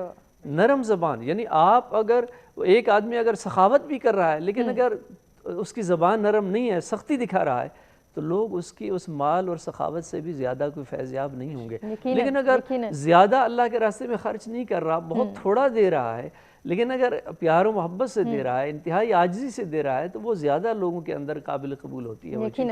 میرے خیال میں اسلام کی بنیاد اخلاقیات پر ہے. یہاں تک ہے کہ جب حضرت موسیٰ علیہ السلام کو اللہ نے فرعون کی طرف بھیجا تھا، فرعون جو کہتا تھا انا ربکم الاعلی، جو رب ہونے کا دعوے دار تھا، اللہ کا سب سے بڑا دشمن تھا، اس کو بھی جب اس کی طرف خدا نے حضرت موسیٰ کو بھیجا اور حضرت ہارون کو بھیجا کہ جاؤ اس کو اسلام کی اور توحید کی دعوت دو، تو خدا نے فرمایا ایک بات کا خیال رکھنا، قولا لہ قولا لینا، کہ ذرا اے موسیٰ و ہارون جا رہے ہو فرعون کو دعوت دینے توحید کی، لیکن ایک بات یاد رکھنا، نرمی سے بات کرنی ہے. یعنی اللہ کا سب سے بڑا دشمن ہے، لیکن خدا فرما رہا ہے کہ اس کو بھی جب دعوت دو تو انتہائی پیار و محبت سے، نرمی سے دو. تو اس کا مطلب ہے اسلام یہ چاہتا ہے کہ ہمارا جو اسلوب دعوت ہے وہ انتہائی اس میں پیار و محبت ہو، اس میں نرمی ہو، تب جو ہے وہ لوگوں کے اندر اس کا اثر بھی ہوگا. اور اس لیے ہمارا معاشرہ اس وقت ہم اگر سوسائٹی کی طرف دیکھتے ہیں جی اور ان عظیم پیشواؤں کے کردار کو دیکھتے ہیں تو ایک بہت بڑا فاصلہ ہے، ایک بہت بڑا گیپ ہے. اور جیسے ڈاکٹر قبلہ ظہیر عباس قادری صاحب نے جن نکات کی طرف اشارہ فرمایا ہے کہ یہ ہائی لائٹ کرنے کی ضرورت ہے حضور صلی اللہ علیہ وسلم کی یہ سیرت طیبہ کے ان روشن پہلوں کو، ان نورانی پہلوں کو. آج بہت زیادہ ہمارے معاشرے میں اخلاقی بگاڑ پیدا ہو گیا ہے، ایک دوسرے کے پر بدگمانیاں ہیں، ایک دوسرے سے غصے، جس کی طرف آپ نے اشارہ کیا کہ رواداری نام کی چیز ختم ہو گئی ہے، برداشت ختم ہو گئی ہے، انا پرستی بن گئی ہے، تکبر آ گیا ہے. تو وہ جو عاجزی اور انکساری والا پہلو ہے وہ کہیں پہ نظر نہیں آتا. پیغمبر اکرام اسلام کے بارے میں معروف ہے کہ آپ میں عاجزی اور انکساری اور تواضع کا یہ عالم ہوتا تھا کہ جب کوئی اجنبی شخص آتا تھا اور آپ صحابہ کرام کے درمیان تشریف فرما ہوتے تھے تو اس کو پوچھنا پڑتا تھا کہ ان میں رسول کون ہے. یعنی آپ کے بیٹھنے کا انداز ایسا ہوتا تھا کہ کہیں پہ کوئی پروٹوکول، وہ ظاہری چیزیں جو آپ آج کل ہم سب عام طور پہ ان میں گھرے ہوئے ہیں کہ جب ایک شخصیت بن جاتی ہے تو اس کی ایک خواہش ہوتی ہے کہ مجھے ایک خاص پروٹوکول دیا جائے، دوسروں میں نمایاں نظر آؤں. یہ چیزیں حضور صلی اللہ علیہ وسلم کی ذات گرامی میں کہیں پہ ہمیں نظر نہیں آتی. انتہا درجے کی عاجزی اور انکساری ہوتی تھی کہ اجنبی شخص کو پوچھنا پڑتا تھا کہ ان میں رسول کون سا ہے. تو میرے خیال میں زمین پہ بیٹھ کے کھانا کھانا، یجلس علی الارض، اور یعنی عبد کی طرح بیٹھنا، وہ جو ساری خصوصیات آپ کی ذکر ہوئی ہیں. تو جب اخلاق کی بات کی جاتی ہے، پوچھا گیا ایک معصوم علیہ السلام، امام جعفر صادق علیہ السلام سے پوچھا گیا کہ فرمائیے اخلاق کسے کہتے ہیں، اخلاق کی ڈیفینیشن کیا ہے؟ تو آپ نے 2-3 چیزیں اس میں بیان فرمائی. پہلی چیز فرمایا کہ اس کی زبان میں نرمی ہو، دوسری چیز اس کے چہرے پہ بشاش ہو، اس کا چہرہ مسکراہٹ ہو، ترش روی نہ ہو، ترش روی نہ ہو، اور تیسری چیز اس میں عاجزی اور انکساری ہو. یہ تینوں چیزیں جب جمع ہو جائیں گی تو پھر وہ اخلاق اچھا اخلاق کہلائے گا، حسن اخلاق کہلائے گا. اور حضور صلی اللہ علیہ وسلم نے جو اپنی نورانی حدیث میں ارشاد فرمایا ہے، فرمایا محشر کے دن، قیامت کے دن وہ شخص سب سے زیادہ میرا محبوب اور میرے قریب ہوگا جو اخلاق میں سب سے زیادہ اعلیٰ ہوگا. بے شک بے شک. انہی احادیث کی روشنی میں ہم جو ہے وہ مختلف واقعات کی روشنی میں مزید بھی اس کو جاننے کی کوشش کریں گے. آپ کچھ کہنا چاہ رہے ہیں؟ جی میں کہہ رہا ہوں اس لیے یعنی جو ان ساری احادیث کی روشنی میں، قرآن کے آیات کی روشنی میں، واقعات کی روشنی میں، جس کی طرف آپ نے بھی اشارہ کیا ہے، تو سب سے زیادہ نمایاں پہلو جو اس وقت جس کی ہماری سوسائٹی کو ضرورت ہے، معاشرے کو ضرورت ہے کہ کم از کم ہم بولنے میں ایک دوسرے سے پیار و محبت سے، نرمی سے، اور قبلہ قادری صاحب نے جس کی طرف اشارہ کیا کہ ایک دوسرے میں سختی، نفرت، وہ چیزیں، وہ جو ہم نے نفرت کی دیواریں کھڑی کر رکھی ہیں اپنے درمیان، ان کو مٹانا ہوگا. اور انسانیت کی جو تکریم ہے، اللہ نے فرمایا وَلَقَدْ كَرَّمْنَا بَنِي آدم، کہ میں نے انسان کو ایک تکریم اور عزت سے نوازا ہے. میرے خیال میں ایک انسان کی اپنی حیثیت ہے، ہر بندے کی اپنی شخصیت ہوتی ہے. وہ چاہتا ہے کہ میں اگر ڈیمانڈ کروں کہ میری شخصیت کا احترام کیا جائے تو دوسرا بھی، اس کی بھی یہ حق ہے، وہ بھی اس کا بھی احترام ہونا چاہیے. تو یہ جو باہمی احترام کا جو تعلق اور رشتہ ہے، اسی سے معاشرہ سنورے گا اور معاشرہ جو ہے پاکیزہ معاشرہ تشکیل دے. یقیناً آغا صاحب نے وجہ فرمایا. اور یہ جو بات ہم آج اپنی سوسائٹی میں دیکھتے ہیں کہ ہم تمام اخلاقیات بھول جاتے ہیں. آج ہمارے پاس ایک عہدہ ہے، ایک ڈیزگنیشن ہے، آج ہمارے پاس ایک سیٹ ہے، ہمارے انڈر جتنے لوگ ہیں، ہمارے سب آرڈینیٹ ہیں، ہمیں یہ لگتا ہے کہ جب تک ان پر سختی نہیں کریں گے، ان سے بد اخلاقی سے پیش نہیں آئیں گے، ان پر روب اور دبدبا شو نہیں کریں گے، تب تک شاید ہم نہ مانے جائیں. یہ جو میں، میرا اور میری حیثیت ہے، یہ کیوں ہے؟ اس کے پیچھے کیا ریزن ہے آپ کی نظر میں؟ آخر یہ کیوں اتنی جلدی اور اتنی تیزی سے پروموٹ ہوتا چلا جا رہا ہے؟ کمی کہاں پہ ہے؟ دیکھیے بڑی اچھی بات کی آپ نے. یعنی ہر بندہ جو ایک سیٹ پہ بیٹھا ہے وہ سمجھتا ہے نیچے والے سارے جو ہیں انہوں نے میری سختی ہی برداشت کرنی ہے، تب میں اپنے وہ منصب جو عہدہ ہے اس پر میں اپنی حیثیت منوا سکوں گا. میرے خیال میں اصل مشکل یہ ہے کہ ہم نے اسلام کی روح کو نہیں سمجھا. ہم اگر ایک انسان نمازی ہے، عبادت گزار ہے، سارے فرائض کو انجام دے رہا ہے، اور اگر اس کے دل میں تکبر ہے، انا پرستی ہے، تو پھر اس کا مطلب ہے وہ عبادت نہیں، وہ عادت ہے. بالکل وہ جو روح ہے عبادت کی. ورنہ نماز تو انسان کو خاضع و خاشع بناتی ہے، نماز تو انسان کو عاجز بناتی ہے. عاجزی اور انکساری اگر عبادت اور بندگی کے نتیجے میں اگر انسان کے اندر وہ اظہار عاجزی اور انکساری پیدا نہیں ہوتا تو اس کا مطلب پھر وہ شیطان والا رستہ ہے، پھر وہ رحمان والا رستہ نہیں ہے. اس لیے اسلام کی روح کو سمجھنے کی ضرورت ہے. اسلام کا آغاز ہی کفر کی، حدیث میں کہا گیا ہے کفر کی جو پہلی سیڑھی ہے وہ تکبر ہے. کیا بات! یہ تکبر انسان کو کفر تک پہنچا دیتا ہے. شیطان نے یہی کیا تھا. تکبر کی وجہ سے وہ شیطان بنا، ملعون بنا، رجیم بنا. بالکل. تو لہذا یہ عاجزی اور انکساری والا پہلو ایسا پہلو ہے کہ اگر ہم یہ سارے اپنا لیں، کم از کم ایک دوسرے سے پیار محبت اچھے انداز سے بات کرنا آ جائے، دوسرے کو انسان سمجھتے ہوئے اس کی حیثیت کا احترام کریں، تو پھر جو ہماری معاشرتی برائیاں ہیں یہ ساری ختم کنٹرول ہو جائیں گی. بجا فرمایا آپ نے، اور اسی گفتگو کے سلسلے کو ہم آگے بھی بڑھائیں گے. ناظرین، ہمیں ایک بریک کی جانب بڑھنا ہے. بریک پہ جانے سے قبل ہم محمد علی بنگش سے گزارش کریں گے کہ وہ بارگاہ رسالت مآب صلی اللہ علیہ وآلہ وسلم میں ہدیہ عنایت پیش کریں. حضور میری تو ساری بہار آپ سے ہے، حضور میری تو ساری میں بے قرار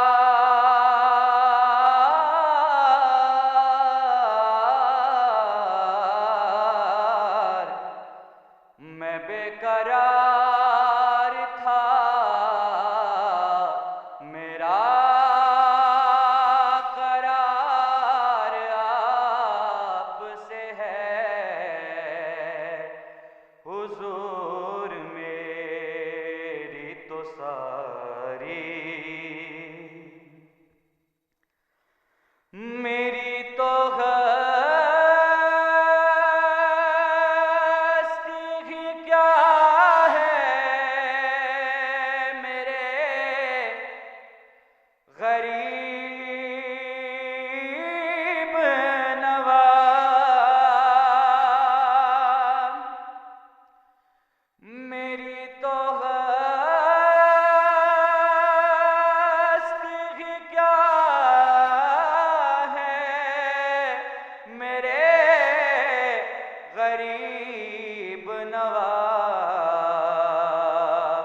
جو مل رہا ہے مجھے سارا پیار آپ سے ہے، حضور میری تو ساری کہاں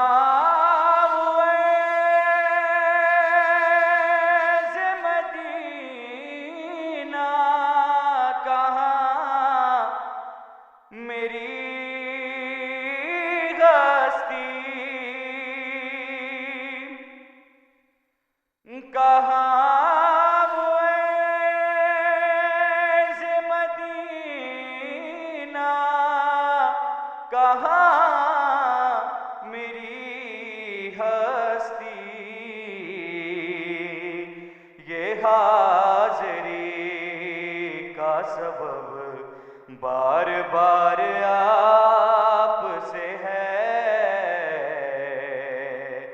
حضور میری تو ساری بہار آپ سے ہے، حضور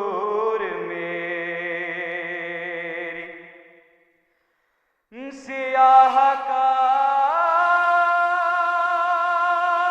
غمالا بڑی ندامت ہے، سیاہ کار غمالا بڑی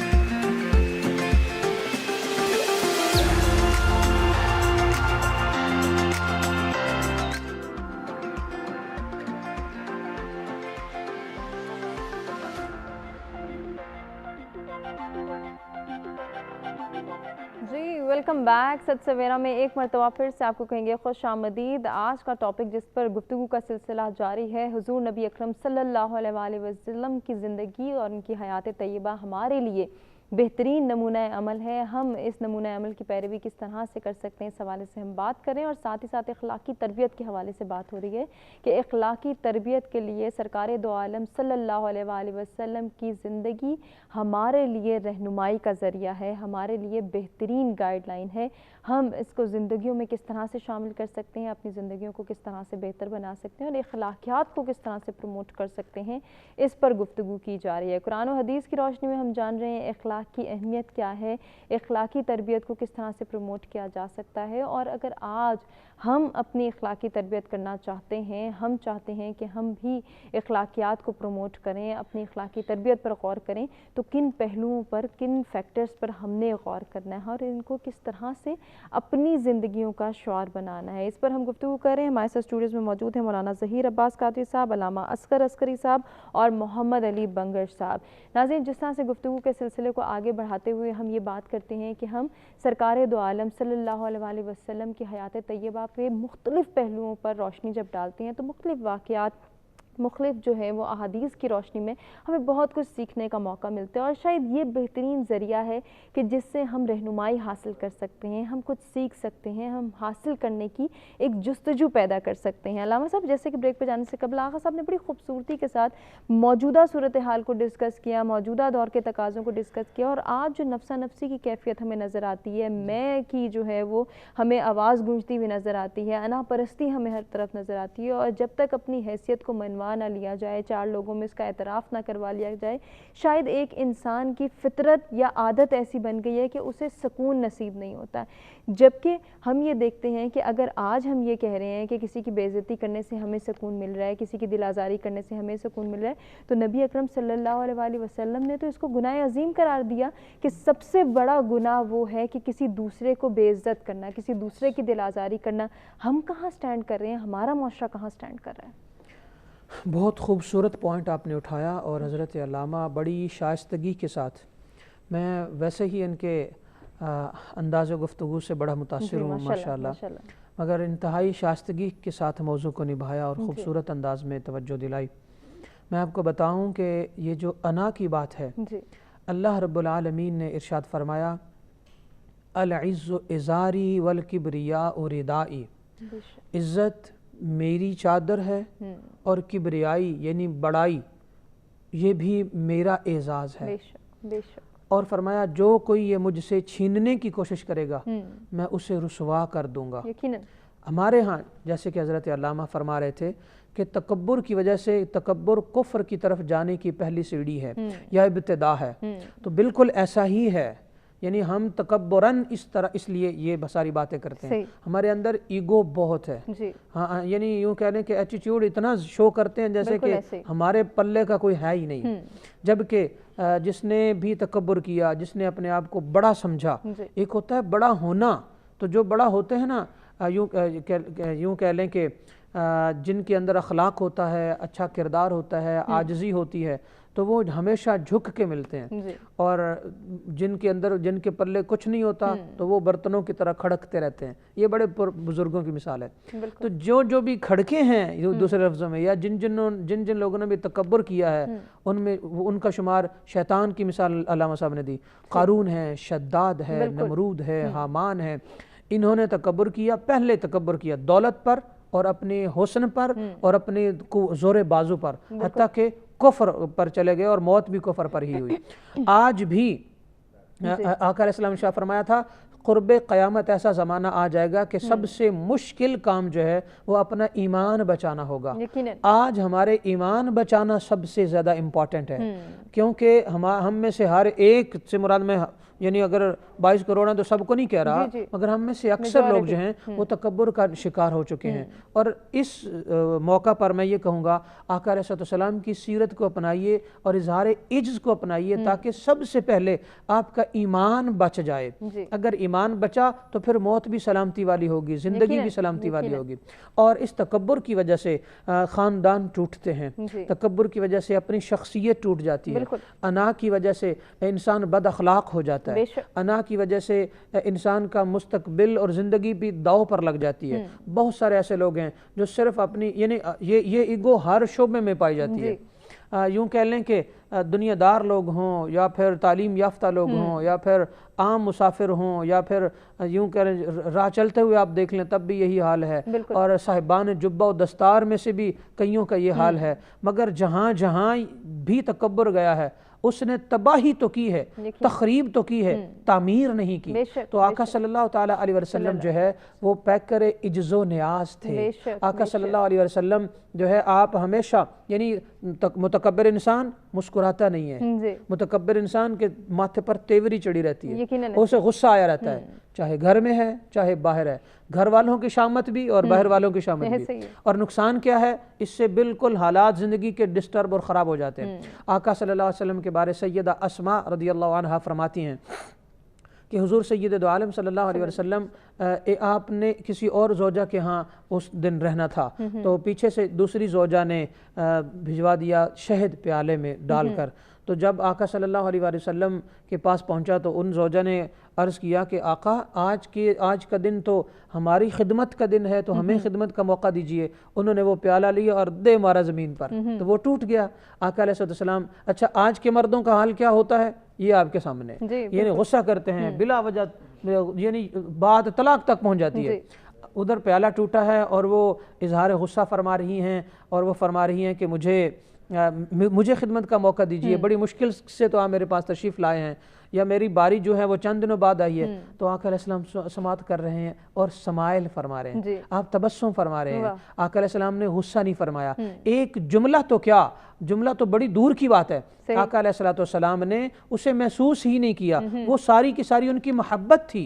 आज हमारे साथ कोई मोहब्बत का इजहार कर रहा होता है हम उसको भी नेगेटिव ले जाते हैं। और हत्ता कि आका अलैहिस्सलाम खुद नीचे ज़मीन पर तशरीफ़ फरमा हुए, आपने प्याले के टुकड़ों को चुना, शहद को इकट्ठा किया। इस तरह की दो रिवायतें, एक सालन वाली भी है, तो उसको इकट्ठा करके तो आपने उसे एक और बर्तन में डालकर बच्ची को फरमाया कि जाओ जाकर बाहर फेंकाओ, फिर अपनी तरफ से प्याला लेकर उधर भिजवाया और फरमाया कि जब खिदमत करनी हो तो पहले पूछ लिया करें। तो आका अलैहिस्सलाम ने यूं करके हुस्न खूबसूरती के साथ उस मामले को निमटा दिया। इसी तरह हुजूर सैयद दो आलम सल्लल्लाहु अलैहि वसल्लम एक दस्तरखान पर तशरीफ़ फरमा है, खाना तनावुल फरमा रहे हैं, बल्कि खजूरें तनावुल फरमा रहे हैं। तो दीगर सहाबा किराम रिदवानुल्लाह अलैहिम अजमाइन जो हैं वो खजूरें खा कर उनकी गुठलियाँ आका अलैहिस्सलाम के सामने सैयदना मौला कायनात मौला अली मुश्किल कुशा अलैहिस्सलाम तशरीफ़ फरमा है और सारे गुठलियाँ उनके सामने रख रहे हैं। अब सबको पता है कि हज़रत अली अलैहिस्सलाम जो हैं ये उनके साथ दिल लगी कर रहे हैं सहाबा किराम। तो आका अलैहिस्सलाम शाह फरमाया देखते हैं कि आज खजूरें किसने ज़्यादा खाई हैं, चूँकि गुठलियाँ जिसके सामने ज़्यादा होंगी खजूरें भी ऐसा ही लगता है जैसे वो ज़्यादा खाएगा। तो हज़रत अली अलैहिस्सलाम इरशाद फरमाते हैं, इस तरह की कई रिवायात हैं मगर एक रिवायत में आप इरशाद फरमाते हैं आका जैसा आप फरमाएं, और यूं करके सब हंस पड़े और मुस्कुरा दिए और चेहरों पर समाइल आ गई। हमें चाहिए कि हम नफ़रतें न बखेरें, हम मुस्कुराहटें बखेरें, हमारी बातों से जो है वो शिद्दत न निकले बल्कि हमारे लफ्ज़ों से खुशबू आए।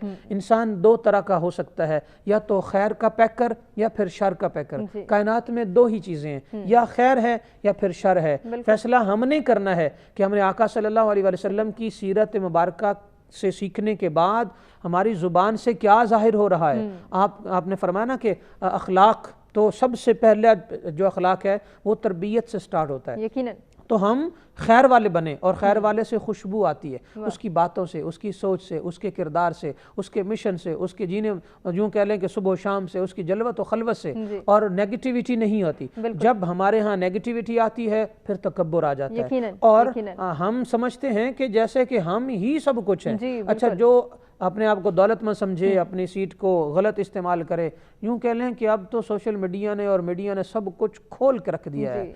और इस दौर में हमें चाहिए कि हम अपना पलड़ा संभालें, हमें चाहिए हम किरदार के गाजी बने। और किरदार का गाजी बनना ये नहीं है कि अगर आपको किसी डायरेक्टर की सीट मिल गई है तो नीचे वाले सारे आपके नौकर हो गए। नहीं, आका सल्लल्लाहु अलैहि वसल्लम तो उन गुलामों को उस ज़माने में, चूँकि इंसान बिकते थे मंडियों पर, आका अलैहिस्सलाम गुलामों के साथ भी इस तरह पेश आते थे जैसे कि गुलामों को लगता था हम भी किसी कबीले के सरदार हैं। आका अलैहिस्सलाम इज्जत देते थे। आज हम चाहते हैं कि हर बंदा हमें इज्जत दे पर हमारी तरफ से इज्जत ना जाए। ये इतना गलत रवैया है कि जो बिल्कुल ही सीरत چھوڑ کر کلمے کے بھی خلاف ہے۔ جی آقا صلی اللہ علیہ وسلم نے بیت اللہ شریف کی طرف یہ شہادت کی انگلی کر کے فرمایا تھا، اے کعبہ مجھے تیرے رب کی قسم ہے، تیری شان یہ ہے کہ ساری کائنات کا تو قبلہ ہے، ساری انسانیت مسلمان جو ہیں وہ تیری طرف رخ کر کے نماز ادا کرتے ہیں اور تو اللہ کو سجدہ کرتے ہیں تیری طرف رخ کر کے۔ اگر یوں کہہ لیں حضرت سیدنا سلیمان علیہ السلام سے لے کر حضرت عیسیٰ علیہ السلام سے پہلے تک جو ہیں وہ لوگ بیت المقدس کو قبلہ انہوں نے بنایا، مگر حضرت سیدنا آدم علیہ السلام سے لے کر حضرت ابراہیم علیہ السلام تک اور پھر آقا علیہ السلام سے لے کر آج تک بیت اللہ شریف کعبہ شریف قبلہ ہے۔ تو سب سے زیادہ جو قبلہ ہے وہ قبلہ اول تو بیت المقدس کو کہتے ہیں، مگر سب سے پہلا قبلہ بیت اللہ شریف ہے۔ تو فرمایا اے بیت اللہ، کائنات کا اور انسانیت کا پہلے مذاہب کا تو کعبہ اور سجدہ گاہ رہا ہے، تیری عزت کا عالم یہ ہے کہ بیت المعمور بھی تیری بالکل سیدھ میں بنا ہوا ہے، رب کائنات کو اتنی تیری فضیلت کا اندازہ ہے، اس کے باوجود مجھے اس رب کی قسم ہے ایک بندہ مومن کی شان تجھ سے کہیں زیادہ ہے۔ آقا علیہ السلام کا یہ فرمانا کہ ایک مسلمان کی بندہ مومن کی شان بیت اللہ سے زیادہ ہے۔ ہم بیت اللہ جانے کے لیے تڑپتے ہیں، ہم بیت اللہ شریف کے غلاف کو پکڑ کر اسے، جیسے کہ جناب ہمارے محمد علی صاحب بھی نعت میں فرما رہے تھے اور اظہار کر رہے تھے محبت کا، بڑی بات ہے، ہم بیت اللہ شریف کا تصور کر کے تسکین پاتے ہیں، بیت اللہ شریف کا دیدار کر کے ہماری دعائیں قبول ہوتی ہیں، ہمارے گناہ بخشے جاتے ہیں، پر وہ جس کے اندر رب بستا ہے بندہ مومن، ہم اسے بے توقیر کرتے چلے جائیں، ایسا نہیں ہو سکتا۔ آقا علیہ السلام نے ایک حدیث قدسی بیان فرمائی، آقا علیہ السلام فرماتے ہیں، اللہ فرماتا ہے قلب المؤمن عرش اللہ، بندہ مومن کا دل اللہ کا عرش ہے۔ اگر کوئی بیت اللہ شریف کے اندر کہنا کہ وہاں اللہ بستا ہے تو یہ حرام ہے ہم پر، اور اگر ہم یہ کہیں بندہ مومن کے اندر اللہ کا گھر ہے تو یہ حرام نہیں، عین اللہ کی شان ہے، کیونکہ اللہ تعالیٰ نے خود فرمایا۔ تو جس انسان کے اندر رب بستا ہو تو وہ انسان کتنا صاحب عظمت ہوگا۔ بیت اللہ کو اللہ تعالیٰ نے اپنا گھر ڈکلیئر کیا، ہم اس کی بے انتہا عزت کرتے ہیں، ہم اس کی طرف پیٹھ کرنا برداشت نہیں کرتے، ہم اس کی طرف ٹانگیں کرنا برداشت نہیں کرتے، ہم اس کی طرف تھوکنا برداشت نہیں کرتے، اور ہم کر بھی نہیں سکتے۔ ایک مسلمان جو ہے وہ پیکر ادب ہوتا ہے۔ تو بیت اللہ کی جتنی شان ہے کیونکہ وہ اللہ کا گھر ہے، تو جو اللہ کا حقیقی گھر ہے قلب مومن، ہمیں وہ کیوں نہیں نظر آتا؟ اور یوں کہہ لیں کہ یہاں جتنے بھی ہمارے کراؤڈ میں، گھر میں، باہر، روڈز پر، ہماری فیلڈ میں جتنے بھی انسان ہمیں نظر آئیں اور وہ کلمہ پڑھتے ہیں، اگر ہم اس بات پر جھگی ڈال لیں، ہم اس بات پر غور کر لیں، ہم اس بات کو سوچ لیں اور اس بات کو ریئلائز کر لیں کہ بندہ مومن کا دل جو ہے وہ اللہ کا عرش ہے، اور اللہ تعالیٰ کی نورانی جلوے بندہ مومن کے دل پر برس رہے ہیں، کبھی ہم کسی کی توہین نہ کریں، کیونکہ اللہ تعالیٰ نے قرآن پاک میں فرمایا فَإِنَّمَا تُوَلُّوا فَثَمَّ وَجْهُ اللَّهِ، تم جدھر دیکھتے ہو تمہیں اللہ کی ذات نظر آتی ہے۔ اچھا، وجہ اللہ کا معنی کیا ہے؟ اللہ کا رخ، اللہ کا چہرہ۔ تو اس چہرے کا جو مطلب ہے وہ ہم چہرہ نہیں لیتے، کیونکہ اللہ تعالیٰ تو چہرے سے پاک ہے، اللہ کی ذات لیتے ہیں، اور اللہ تعالیٰ کی ذات کا عرفان دینے والا کون ہے؟ حضرت انسان۔ اللہ تعالیٰ کی معرفت دینے والا کون ہے؟ حضرت انسان۔ اللہ کے قریب کرنے والا کون ہے؟ حضرت انسان۔ اور اللہ تعالیٰ کی بارگاہ میں بخشوانے والا کون ہے؟ حضرت انسان۔ جتنے بھی حقوق آئے، جتنے بھی قوانین آئے، جتنے بھی لاز آئے، جتنے بھی اخلاقیات کے دائرہ کار آئے، وہ کس کے لیے آئے ہیں؟ صرف حضرت انسان کے لیے، یعنی جانوروں کے لیے تو بعد کی بات ہے، اور جانوروں کا بھی اگر ہم نے لحاظ کرنا ہے تو وہ حضرت انسان ہی کو فرمایا گیا ہے۔ تو کاش ہم اپنی ذات پر غور کر لیں، جیسے کہ علامہ صاحب نے فرمایا تھا وَلَقَدْ كَرَّمْنَا بَنِي آدم، ہم نے بنی آدم کو، اولاد آدم کو تکریم دی ہے۔ تو اللہ نے جب ہمیں عزت دی ہے تو کاش ہم خود کو بھی عزت دے لیں، کاش ہم خود بھی حضرت انسان کو عزت دے لیں۔ اور جس نے انسان کو عزت دی، رب کائنات اسے مرنے کے بعد بھی مرنے نہیں دیتا، ہمیشہ زندہ رکھتا ہے۔ آخری جملہ کہوں گا اس پر، وہ یہ کہ آج اگر آپ دیکھ لیں کہ نہ صرف مسلمانوں میں، دنیا کے تمام مذاہب پر آپ غور کر لیں، نہ صرف اسلام میں، اسلام سے ہٹ کر جتنے بھی مذاہب ہیں، اور حضرت آدم علیہ السلام سے لے کر آج تک جتنے بھی ہسٹری کے بڑے نام ہیں، دیگر مذاہب کے وہ دیوتا ہیں، دیگر مذاہب کے لوگ ان کی پوجا کرتے ہیں۔ بھلا کیوں کرتے ہیں؟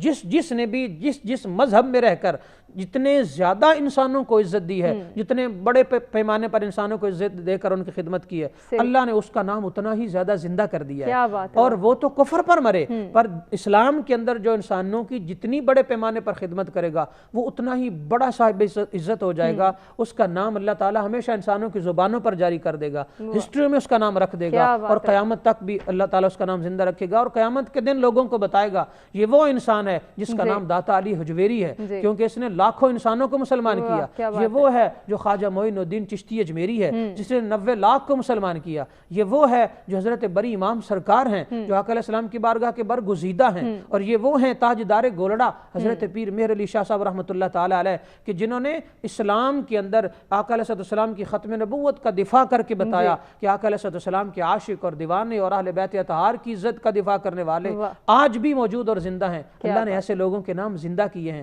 کاش ہم اپنی پہچان کر کے انسان کو عزت دے لیں۔ کیا بات ہے، بہت خوبصورت بات، بہت ہی خوبصورت انداز میں آپ نے جو ہے ایک خاص مفہوم کی جانب روشنی بھی ڈالی، اور اس کے حوالے سے ہمیں کس طرح سے جو ہے اپنی زندگی گزارنی ہے اس پر بھی ہمیں بتایا۔ آغا صاحب، جس طرح کہ ابھی ہم اخلاقی تربیت کے حوالے سے کیونکہ بات کر رہے ہیں، تو ہمارے ہاں یہ کانسیپٹ ہے، اگر ہم اپنی سوسائٹی کی بات کریں تو میرا خیال ہے کہ یہ کانسیپٹ آسانی سے ہم سمجھ سکتے ہیں کہ کس طرح سے ہم نے کنٹرول کرنا اور بہتری کی جانب کیسے جانا ہے۔ آج ہم یہ دیکھتے ہیں کہ جس سے ہمیں لگتا ہے کہ ہمیں مطلب ہوگا یا ہمارا کوئی کام نکلے گا یا اس سے آنے والے وقت میں موجودہ صورتحال میں ہمیں فائدہ ہے، ہم اس کا لحاظ تو کر لیتے ہیں، کہیں نہ کہیں اس کی زیادتی بھی برداشت کر لیتے ہیں، کہیں نہ کہیں اس کی غلط بات بھی برداشت کر لیتے ہیں، اور اس کے سامنے ہمیں اپنی اخلاقی قدریں جو ہیں وہ زیادہ سے زیادہ دکھانی ہوتی ہیں۔ اپنی تربیت کے حوالے سے ہم کبھی کوئی بات نہیں سننا چاہتے، ہم چاہتے ہیں کہ ہم اس کے سامنے جو ہے وہ بالکل اس کی امیدوں پر پورا اتریں۔ لیکن آقا علیہ السلام کی میرے سامنے ایک جو حدیث آتی ہے، حدیث مبارکہ جو سرکار دو عالم صلی اللہ علیہ وسلم کی ہے، اور اس کا مفہوم جب میں یہ دیکھتی ہوں تو وہاں پہ مجھے تھوڑی سی کنفیوژن آتی ہے کہ پھر ہم کس طرف جا رہے ہیں، اور ہماری تعلیمات کیا کہتی ہیں کہ جو تم سے تعلق توڑے اس سے جوڑو، جو تمہیں محروم کرے اسے عطا کرو، جو تم پر ظلم کرے اسے معاف کرو۔ ہم تو اس کے برعکس چل رہے ہیں، ہم کس طرح سے سمجھ سکتے ہیں؟ ماشاءاللہ، بہت خوبصورت آپ نے حدیث جس کے ریفرنس دیا، اور قبلہ ڈاکٹر ظہیر عباس قادری صاحب نے بہت خوبصورت اپنی اظہار خیال کیا۔ دیکھیے میں انہی کی بات کو کنٹینیو کروں گا اور پھر آپ کے سوال کی طرف آتا ہوں۔ دیکھیے سب سے پہلی بات یہ ہے کہ ہم قرآن پر ہمارا صدق کے دل سے ایمان ہونا چاہیے۔ قرآن میں اللہ نے واضح فرما دیا ہے کہ ان العزت للہ ولرسولہ وللمؤمنین، عزت جو ہے وہ اللہ کے لیے ہے، بے شک سید الانبیاء کے لیے ہے، رسول کے لیے ہے، اور صاحبان ایمان متقیوں کے لیے ہے، اولیاء الہی کے لیے ہے۔ تو وَتُعِزُّ مَن تَشَاءُ وَتُذِلُّ مَن تَشَاءُ، خدا کے ہاتھ میں جس کو عزت دے، جس کو ذلت دے اور رسوا کرے۔ تو پہلی بات تو یہ کہ ہماری یہ جو ناکام کوششیں ہوتی ہیں اپنے آپ کو بڑا عزت دار بنانے کی، اور اس کا ذریعہ ہم یہ اپنا رہے ہوتے ہیں کہ دوسرے کو ہم نیچا دکھائیں تاکہ ہم اسے بڑے بن جائیں، کبھی بھی ہم بڑے نہیں بنیں گے۔ جو دوسروں کو نیچے کر کے بڑا بننے کی کوشش کرے گا اللہ اس کو رسوا کرے گا، جیسے ڈاکٹر صاحب نے فرمایا ہے۔ دیکھیے یہ اللہ کا وعدہ ہے کہ من تواضع للہ رفعہ اللہ، جو اللہ کے لیے تواضع کرے گا، عاجزی اور انکساری دکھائے گا، اللہ اس کو اور بلند کرے گا۔ کیا بات ہے، اور یہ ہمارے اساتذہ یہ فرماتے تھے کہ پھلدار درخت جو ہوتا ہے وہ ہمیشہ زمین کی طرف جھکتا ہے۔ جس انسان کے اندر علم ہے، تقوی ہے، تو وہ چاہے جتنی عاجزی دکھائے گا اللہ اس کو شہر مشہور کرے گا، اس کو بلندیوں تک پہنچائے گا، اس کو معراج تک لے جائے گا۔ ماشاءاللہ، جی جی جی جی، جو عالی ظرف ہوتے ہیں ہمیشہ جھک کے ملتے ہیں، کیا بات، جو عالی ظرف ہوتے ہیں ہمیشہ جھک کے ملتے ہیں، کہ سراہی سر نگوں ہو کر بھرا کرتی ہے پیمانہ۔ کیا بات ہے، واہ واہ۔ اور ایسے واقع جن کے اندر عاجزی اور انکساری ہوتی ہے، پھر اللہ تعالیٰ ان کو زمینوں میں نہیں بلکہ آسمانوں میں بھی اس کی شہرت ہو جاتی ہے، اور اللہ اس کو ایک خاص عزت سے نوازتا ہے۔ اب دیکھیے سید الانبیاء کی بز میں بیٹھنے والے لوگ، وہ ہستیاں، وہ اصحاب کرام، اہل بیت اطہار علیہم السلام، کہ جن کی پیغمبر گرامی اسلام نے جس انداز سے تربیت فرمائی ہے اپنے اخلاق کریمانہ سے، کہ جس کو سید الانبیاء اپنا بھائی کہہ دیں، مولا علی وہ قسیم النار والجنہ بن جاتا ہے، جنت اور جہنم کا تقسیم کرنے والا بن جاتا ہے۔ جو پیغمبر گرام اسلام کی عظیم بیٹی دختر ان کو کیا مقام ملتا ہے؟ سیدۃ نساء العالمین، عالمین کی عورتوں کی سردار بی بی بن جاتی ہے۔ ان کی رضا میں رب کی رضا، ان کی رضا میں ناراضگی میں رب کی ناراضگی۔ ہائے ہائے۔ اور جن کو اللہ کے رسول اپنے دوش پہ سوار کرا دیں وہ سیدہ شباب اہل جنہ بن جاتے ہیں، جوانان جنت کے سردار بن جاتے ہیں۔ غلام ایسا عظیم ہے کہ اگر غلام اذان دینے سے انکاری ہو جائے تو سورج طلوع نہیں کرتا۔ سبحان اللہ۔ یہ مقام ہے سید الانبیاء کی اس پاکیزہ بزم اور تربیت کا نتیجہ ہے کہ اللہ نے ایسی عظیم ہستیاں ان کی تربیت کے نتیجے میں۔ تو جو آپ نے بہت خوبصورت حدیث کی طرف اشارہ کیا، دیکھیے ہماری مشکل یہ ہے اس وقت سوسائٹی کے اندر کہ ہم دوسرے کی دل آزاری کرتے ہیں، اور حسد ہے ہمارے اندر، ہرس ہے، اور اس ہرس اور حسد کے نتیجے میں اگر کوئی اور ہم سے برداشت نہیں ہوتا کسی دوسرے کی تعریف ہو رہی ہے ہمارے ساتھ، یعنی اس حد تک ہم پستی کی طرف آگئے ہیں۔ دیکھیے میرے خیال میں جو آپ نے جس حدیث کی طرف اشارہ کیا، ہماری مشکل یہ ہے کہ ہم مفادات کے لیے ہمارے تعلقات ہیں دوسرے سے۔ آپ نے بڑا خوبصورت نقطہ اٹھایا کہ اگر کسی سے کوئی لالچ ہے، کچھ ملنا ہے، تو پھر وہاں ساری اخلاقیات بھی ہم دکھائیں گے، پورا پروٹوکول بھی اس کو دیں گے، وہ سارا اسلام ہمیں پھر وہاں پہ مطلب نظر آتا ہے ساری چیزیں۔ لیکن اگر کسی سے ہمارا طمع اور لالچ نہیں ہے تو ہم اس کو انسان ہی نہیں سمجھتے۔ یہ میرے خیال میں ہماری بنیادی کمزوری یہیں پر ہے۔ اور ہم یہاں تک کہ ہم جب لوگوں سے کہا جائے کہ بھئی رشتہ داروں سے صلہ رحمی کرنی چاہیے، اسلام کا حکم یہ ہے، تو آگے سے جواب دیتے ہیں جی میں تو کوشش کرتا ہوں، وہ نہیں کرتا۔ حقیقت میں صلہ رحمی ہوتی وہیں پر، اس لیے میں نے یہ کیا، اس لیے میں نہیں، حقیقت میں صلہ رحمی ہے ہی وہیں پر۔ سل من قطع، حدیث میں ہے کہ جو آپ سے قطع رحمی کرے اسی سے جوڑو۔ اگر آپ بھی قطع رحمی کریں، وہ بھی قطع رحمی کرے، تو پھر تو دونوں برابر ہو گئے۔ لیکن مزہ وہاں پر ہے، صلہ رحمی وہیں پر ہوتی ہے جب سامنے والا تعلق توڑے اور آپ تعلق جوڑو۔ تو بات یہ ہے ہمیں نیچا ہونا پڑے، کوئی بات نہیں، ایک بھائی ہے، مومن ہے، رشتہ دار ہے، مسلمان ہے، میں جھک جاؤں کچھ نہیں ہوتا۔ جو جھکے گا اللہ اس کو اور عزت دے گا، اللہ اس کو اور عزت سے نوازے گا۔ لہذا میرے خیال میں ایک بنیادی جو ہماری خرابی ہے ہماری سوسائٹی کی، وہ ہمارے اندر جو خود پسندی ہے، ہمارے اندر جو تکبر ہے، جو انا ہے، انا پرستی ہے، ہم اپنے آپ کو ایک ظاہری شخصیت بنانے کے لیے، ایک جھوٹی شخصیت بنانے کے لیے بہت کچھ ہم کر رہے ہوتے ہیں، اور پھر وہ جو ظاہری جھوٹی شخصیتیں ہوتی ہیں وہ زیادہ دیر چلتی نہیں ہیں، وہ ایکسپوز ہو جاتی ہیں۔ اور جیسے کہ مولانا صاحب قبلہ نے فرمایا کہ اب میڈیا، سوشل میڈیا اتنا تیز ہو گیا ہے کہ اب وہ ساری چیزیں کھل کے سامنے آ جاتی ہیں، کون کتنا ہے، اس کا مقام کیا ہے، اس کی علمی حیثیت کیا ہے، اور اس کے اندر اسلام کتنا ہے۔ میرے خیال میں ہمیں آنکھیں کھول کے ایک بصیرت کے ساتھ چلنا چاہیے، ریئلٹیز کی بنیاد پہ آگے بڑھنا چاہیے۔ یہ جو دھوکہ، اپنے آپ کو دھوکہ دینا ہے حقیقت میں یہ کہ دوسرے کو چھوٹا دکھا کے، دوسرے کو کمزور کر کے میں بڑا ہو جاؤں گا، کبھی بڑے نہیں ہوں گے۔ لہذا اپنے اندر عاجزی پیدا کریں، انکساری پیدا کریں، اور وہی جو سیرت طیبہ کے روشن پہلو ہیں، جو نورانی پہلو ہیں، انہی کو اپناتے ہوئے ہم آگے بڑھیں گے تو انشاءاللہ اس دنیا میں بھی عزت ملے گی اور آخرت میں بھی انشاءاللہ۔ اور انہی پہلوؤں کو آج جو ہے وہ ہم ڈسکس کر رہے ہیں، ان پر روشنی ڈال رہے ہیں، ان سے سیکھنے کی کوشش کریں کہ آج جب ہم اپنی سوسائٹی میں دیکھتے ہیں کہ بہت ساری ناہمواریاں ہیں، ان کو ہم نے کس طرح سے کنٹرول کرنا ہے، آنے والے وقت کو کیسے بہتر بنانا ہے، اس پر مزید بھی گفتگو کے سلسلے کو آگے بڑھائیں گے۔ ایک بریک کی جانب بڑھیں، بریک سے واپس آتے ہیں، کنٹینیو کرتے ہیں۔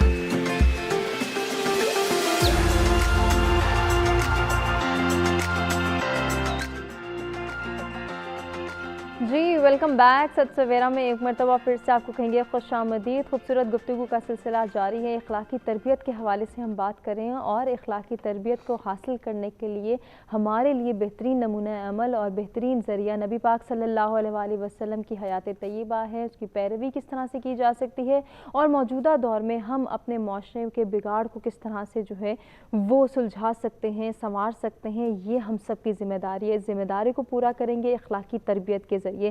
تو اخلاقیات کی اہمیت کو جاننا قرآن و حدیث کی روشنی میں کتنا ضروری ہے، اس کی اہمیت پر زور ڈالنا کتنا ضروری ہے، ہم اس حوالے سے بھی گفتگو کر رہے ہیں. بریک پہ جانے سے قبل جو بات ہوئی تھی اسی سلسلے کو آگے بڑھائیں گے علامہ صاحب، چونکہ ہم جو ہے احادیث کی روشنی میں جو ہے کچھ مفہوم پر روشنی ڈال رہے تھے، کچھ ایسے کانسیپٹس کلیئر کرنے کی ضرورت ہے ہمیں کہ جو ہمارے معاشرے میں بگاڑ کا سبب بن رہے ہیں ان کو کلیئر کریں گے، ان میں سلجھاؤ لائیں گے، ان میں اگر ہم کسی حد تک کسی کوشش کے تحت ہم ان کو سلجھا سکتے ہیں، اس بگاڑ کو کم کر سکتے ہیں، تو میرا خیال ہے شاید یہ ہم سب کی بہتری کا ذریعہ اور نجات کا ذریعہ بھی بنے گا. 2 احادیث ہیں میرے سامنے جن کے مفہوم کے اوپر ہم جو ہے وہ تھوڑا سا ایمفسائز بھی کریں گے اور ہم کس طرح سے اپنی اخلاقی تربیت کو بہتر بنا سکتے ہیں. میں باری باری آپ دونوں سے اس کے حوالے سے بات کروں گی. ایک میرے سامنے کہ مومنوں میں سب سے زیادہ کامل ایمان والے وہ ہیں جو اخلاق میں سب سے اچھے ہوں. یہ فرمان ہے اس حدیث کا کہ جس کا ہم جب ترجمہ کرتے ہیں تو ہم یہ دیکھتے ہیں کہ کامل ایمان کو جو ہے وہ جوڑا گیا، یعنی کہ ایمان تب تک مکمل نہیں ہوگا جب تک اخلاق بہتر نہیں ہوں گے. جب یہ بات ہم دیکھتے ہیں کہ ہم اتنی بد اخلاقی اپنے معاشرے میں دیکھ رہے ہیں، کہیں نہ کہیں ہم خود بھی اس میں پارٹیسپیٹ کر رہے ہیں، کنٹریبیوٹ کر رہے ہیں کہ جہاں ہمیں نظر آتا ہے کہ ہم اس کو دبا سکتے ہیں، ہم اس کو 2 باتیں سنا سکتے ہیں، ہم دوسروں کے ساتھ بد اخلاقی سے پیش آتے ہیں. تو یہ تو بات ہمارے ایمان سے ریلیٹ ہو گئی. اگر ہم کامل ایمان والے ہی نہ رہے تو پھر دنیا اور آخرت دونوں بگڑتی ہوئی نظر آ جائے گی. صحیح بات ہے، آپ نے بڑی خوبصورت بات کی ہے اور یہ حدیث پاک بہت کچھ ہمیں بتا رہی ہے. یقیناً آپ نے ایک جملہ یہ بیان کیا ہے کہ ہمیں جو لگتا ہے کہ یہ ہم سے کمزور ہے اور ہم اسے دبا سکتے ہیں تو ہم دبا لیتے ہیں. میری نظر میں وہ انسانوں میں سے وہ طبقہ جس کو زیادہ دبایا جاتا ہے وہ عورت ہے، آج کے دور میں بھی اور پہلے زمانے میں بھی. حضور سید دو عالم صلی اللہ علیہ وآلہ وسلم نے عورتوں کے حوالے سے بہت زیادہ زور دیا ہے کہ انہیں حقوق دیے جائیں. یہی وجہ ہے کہ اللہ رب العالمین نے پوری سورۃ النساء عورت کے نام پر پوری سورت اتار دی ہے. عظمت عورت قرآن اتنی بیان کرتا ہے. عورت کی عظمت یہ ہے کہ عورت نام آ جائے تو اسی وقت شرم، حیا، پردہ داری اور پھر اس کی عزت جو ہے اس کا تصور قرآن سے ہمیں ملتا ہے. کیا ہم بھی عورت کو عزت دے رہے ہیں؟ یہ ایک کوسچن مارک ہے اور اس کا جواب نہ میں ہے، اللہ ماشاءاللہ، سوائے چند مثالوں کے. اس کے علاوہ ہمیں عورت کو ملتی ہوئی عزت نظر نہیں آتی.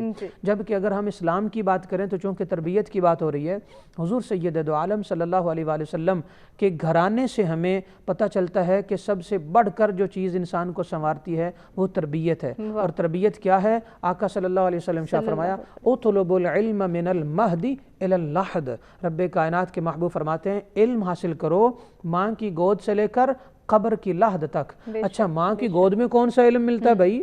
بچہ تو بولتا بھی نہیں، بچہ تو ہماری بظاہر دیکھنے کے حوالے سے وہ تو سمجھتا بھی نہیں چیزوں کو زیادہ تر. اس کے باوجود وہاں سے کیا سیکھا جاتا ہے؟ جیسے کہ حضرت علامہ عسکری صاحب نے فرمایا وہاں سے تربیت ملتی ہے. آج ہماری ماؤں، بہنوں، بیٹیوں کو اچھی سے اچھی تربیت دینے کی ضرورت ہے تاکہ وہ اچھی بہنیں بنیں، اچھی مائیں بنیں اور اچھے خاندانوں کے سلسلے آگے چلائیں. اور تربیت جاری بھی ہے، مگر اس کے باوجود یعنی عورت ہر شعبے میں ہے، عورت نے اچھی ڈگریاں کی ہیں، عورت اپنی جاب پر کھڑی ہے، عورتیں گھر چلا رہی ہیں، ایون عورتیں خاندان چلا رہی ہیں، ایون عورتیں آج بھی پورے قبیلوں کو سمیٹے ہوئے ہیں. میں آپ کو ایک بات عرض کروں، جو میرا تجربہ ہے وہ یہ ہے کہ مرد خاندان اور قبیلوں کو اکٹھا کر ہی نہیں سکتا. میرے تجربے کے مطابق نہیں کر سکتا. بھئی اگر کوئی دعویٰ کرے تو ہم اس کو سلام کرتے ہیں. قبیلوں کو جوڑنا، خاندان کو اکٹھا رکھنا اور سب کو ایک ہی پیار اور خاندان کی چھتری تلے جمع رکھنا، یہ عورت ہی کا کمال ہے، عورت ہی کا. جیسا کہ حضرت سیدہ خدیجہ الکبریٰ سلام اللہ علیہا اسلام کے پیچھے، اسلام کی کامیابی میں اگر کسی کا وہ جو صرف یعنی ان کی خدمات اگر بظاہر ہمیں نظر آتی ہیں، یوں کہہ لیں کہ فرنٹ پہ آقا علیہ السلام ہیں اور بیک پہ حضرت خدیجہ الکبریٰ ہیں. آقا علیہ السلام فرماتے ہیں محسنہ اسلام اگر کوئی ہے تو وہ حضرت سیدہ خدیجہ ہیں. اور جن کا نام لے کر بھی اسلام کے اندر یا اسلام کے ماننے والوں کے اندر ایک نیا جذبہ اسلام کے لیے ابھرتا ہے تو وہ کون ہے؟ وہ ایک عورت ہے، سیدہ خدیجہ الکبریٰ. آج دیکھنا یہ ہے کہ کہ کیا ہماری مائیں بہنیں بیٹیاں جو عورتیں ہیں ان کا اسلام کے لیے جذبہ کیسا ہے، اور اگر کم ہے تو سیدہ خدیجہ الکبریٰ کی سیرت کو پڑھا جائے۔ اسی طرح عورت نے اور مسلمان مومنہ عورت نے اسلام کو اتنی تقویت پہنچائی ہے کہ اگر اسی موضوع پر بات کی جائے تو کم از کم جو میرے نالج میں واقعات ہیں ان کی تعداد 7,000 سے زیادہ ہے کہ عورتوں نے کس انداز سے اسلام کو تقویت پہنچائی۔ دوسری بات یہ ہے کہ ماں کی گود میں جو آقا علیہ السلام نے فرمایا علم حاصل کرو تو وہ تربیت ہے۔ ہمارے ہاں تربیت کی کمی ہے، تربیت کا فقدان ہے، اور ہماری مائیں جو ہیں وہ اپنے بچوں کی تربیت تو کر رہی ہیں مگر انہوں نے سیرت خدیجہ کو نہیں پڑھا، انہوں نے سیرت عائشہ کو نہیں پڑھا، انہوں نے سیرت سیدہ فاطمہ الزہرا عابدہ زاہدہ صالحہ ان کی سیرت کو نہیں پڑھا، اور اس سیرت کو نہ پڑھنے کی وجہ سے بہت ساری کمیاں ہیں شخصیت کے اندر، بہت سارا فقدان ہے۔ اچھا اس کی وجہ سے وہ جو کمیاں ہیں وہ زندگی کے ہر پہلو پر ہمیں باقاعدہ نظر آتی ہیں، تو ان کمیوں کی وجہ سے بچوں کی تربیت نہیں ہو پاتی اور اخلاقی بگاڑ اوپر چلا جاتا ہے۔ وہی بیٹا جو کسی کے بیٹی کو یعنی اپنی بیوی کو آج مار رہا ہے، دیکھنا یہ ہے کہ اس کی ماں نے اس کی تربیت کیسے کی ہے۔ وہی بیٹا، میں یہ نہیں کہہ رہا کہ عورت کا قصور ہے، نہیں، عورت کو موقع دینا چاہیے اپنے شوہر کو، اپنے باپ کو، اپنے بھائی کو کہ عورت کی تربیت ہو سکے۔ آقا علیہ السلام کی سیرت پڑھیں، میں اللہ کا واسطہ دے کر کہوں گا اپنے سارے سامعین کو اور بالخصوص ماؤں بہنوں بیٹیوں کو کہ خدا کا واسطہ ہے، آپ پہلی کلاس سے لے کر آپ بی ایس آنرز تک بچوں کو پڑھائیں، آپ ایم فل کر لیں، آپ پی ایچ ڈی کر لیں، آپ جو کہہ لیں کہ ڈبل ڈاکٹریٹ کر لیں، آپ جو مرضی کر لیں، پر قرآن الحمد سے لے کر والناس تک ترجمہ و تفسیر کے ساتھ زندگی میں ایک بار ضرور پڑھ لیں۔ آپ پر فرض ہے کہ آپ اپنے بیٹے بیٹیوں کو کم از کم زندگی میں ایک بار قرآن پاک ترجمہ و تفسیر کے ساتھ خود پڑھیں گے تو بہت ساری الجھنیں پڑ جائیں گی۔ کسی اچھے جید عالم دین کے پاس، ہر محلے ہر مسجد کے عالم دین و خطیب صاحب ہر جگہ پر علماء موجود ہے لاکھوں کی تعداد میں، آپ ایک بار الحمد سے لے کر والناس تک ترجمہ و تفسیر کے ساتھ قرآن پڑھیں، ایک بار آقا علیہ السلام کی سیرت کا مطالعہ کر لیں، ایک بار صرف آپ سیدہ خدیجہ الکبریٰ، حضرت فاطمہ الزہرا، حضرت عائشہ رضی اللہ عنہم وسلام اللہ علیہن اجمعین، ان کی سیرت صرف ایک بار پڑھ لیں۔ اس کا فائدہ صرف آپ کو نہیں ہوگا، اس کا فائدہ آپ کی 3 نسلوں کو ہوگا۔ اگر آپ اپنی 3 نسلیں سنوارنا چاہتے ہیں، ایک وہ جو اس عورت کی اپنی اولاد ہے، ایک وہ جو اس کے بھائی ہیں ان کی بھی آگے نسل ہوگی، ایک ان کی اولاد کی اولاد ہوگی۔ میں آج بھی ان باتوں کو یاد رکھے ہوئے ہوں جو بچپن میں سکول بھی نہیں جاتا تھا تو میری ماں نے مجھے بتائی تھی، اور انہی کا اثر آج میری زندگی میں بھی ہے، انہی باتوں کا اثر، انہی بتائی تربیت کا اثر جو ہے وہ میں اگلی نسلوں میں بھی منتقل کر رہا ہوں۔ تو 3 نسلیں سنوریں گی اگر ماں باپ نے ٹینشن لے کر، پین لے کر اپنے بچوں کو ایک دفعہ قرآن و حدیث پڑھا لیا اور صرف ترجمہ تفسیر ہی پڑھا لیں، زیادہ کچھ نہ کریں۔ رہی بات عورت کے حق دینے کی، رب کائنات نے شاہ فرمایا یوصیکم اللہ فی اولادکم للذکر مثل حظ الانثیین، اللہ تعالیٰ تمہیں وصیت کرتا ہے کہ عورتوں تک بھی، یعنی مردوں کے ساتھ ساتھ عورتوں تک بھی ان کی وراثت کے حقوق پہنچاؤ۔ ہمارے ہاں عورتوں کے حقوق جو ہے نا وہ ہم صرف نام کے لیے دیتے ہیں، ہم وقتی طور پر دیتے ہیں، صرف واہ واہ تو بلے بلے کروانے کے لیے دیتے ہیں۔ یہاں ایمان پر معیار ہے، آپ کا ایمان آزمایا جا رہا ہے۔ عورت کی صورت میں آپ کی بیوی ہو تب بھی آپ اس کو حقوق نہیں دیتے، آپ کی بہن ہو تب بھی ہم اس کو حقوق نہیں دے پاتے۔ ہماری ماں ہے، ہمیں ان کے سامنے اف تک نہیں کرنا، اور آج کی جوان اولادوں نے دکھی کر رکھا ہے ماں کو۔ حالانکہ ماں وہ ہستی ہے کہ جن کے رخ انور کو محبت کے ساتھ ایک بار دیکھ لینے سے ایک مقبول حج اور 2 عمروں کا ثواب مل جاتا ہے، اور جو ایک بار حج کر کے آ جائے اس کے پچھلے سارے بخشے گئے۔ پتہ چلا ہمارے گھر میں وہ ہستی موجود ہے کہ جس کو ایک بار دیکھ لیں تو پچھلے گناہ بخشے جاتے ہیں۔ کاش ہم اس چیز کو سمجھ لیں۔ بالکل، اس کو سمجھنا اور اپنانا ہم سب کے لیے بہت ضروری ہے۔ علامہ صاحب سے بھی گفتگو کریں گے، لیکن اس سے پہلے ہم محمد علی بنگش سے گزارش کریں گے کہ وہ بارگاہ رسالت مآب صلی اللہ علیہ وسلم میں گلہائے عقیدت نچھاور کریں۔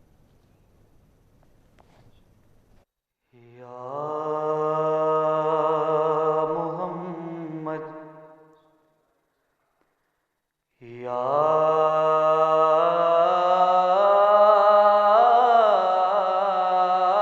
محمد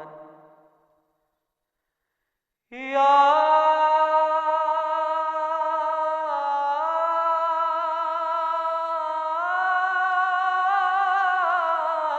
محمد یا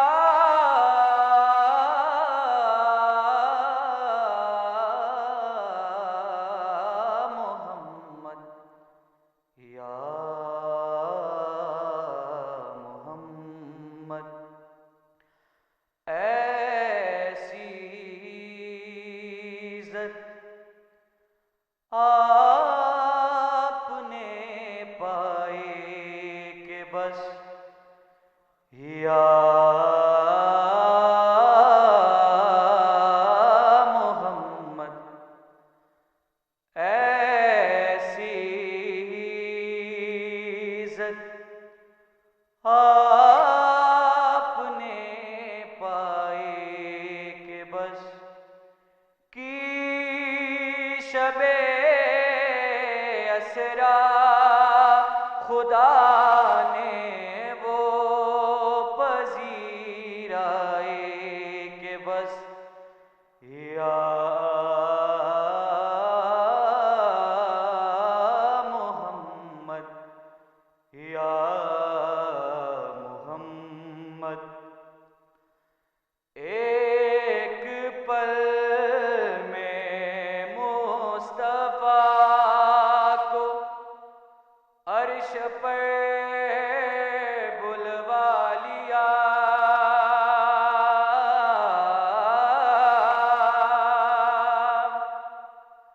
एक पल में मुस्तफा को अपने घर बुलवा लिया अपने बंदे की खुदा को ऐसी याद आई कि बस या मोहम्मद गिनते गिनते थक गई तारों की नाजुक उंगलियां अरे मुस्तफा के है ज़मीं पर इतने शैदाए कि बस या मोहम्मद और देख अब भी वक्त है दामन नबी का थाम ले वरन कल महशर में होगी ऐसी रुसवाई कि बस या मोहम्मद और किबला यहाँ से एक शेर बीबी फातिमा ज़हरा सलाम अलैहा की शान में और मोल ली खालिक ने जन्नत के एवज़ चंद रोटियां अरे फातिमा की अर्श पर थी इतनी महंगाई कि बस या मोहम्मद या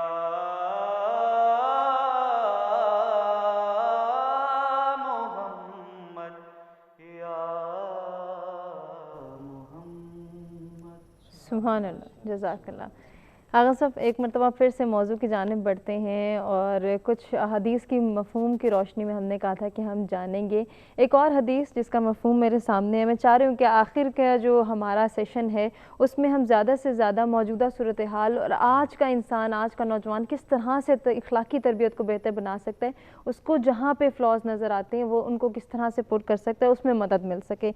कि उम्दा इखलाक गुनाहों को इस तरह पिघला देता है जिस तरह पानी बर्फ़ को पिघला देता है, और बुरे इखलाक इंसान के अमाल को इस तरह बिगाड़ देते हैं जिस तरह सिरका शहद को बिगाड़ देता है। एक जानिब हमने इखलाकी तरबियत या अच्छे इखलाक के हवाले से बात की कि वो ईमान को कामिल करने में मददगार साबित होते हैं। एक जानिब हमारे तो अमाल का ही जो है वो पलड़ा भारी होता हुआ या हल्का होता हुआ दिखाई देता है अगर हम इखलाकी तरबियत को प्रमोट करते हैं, इखलाक को बेहतर बनाते हैं।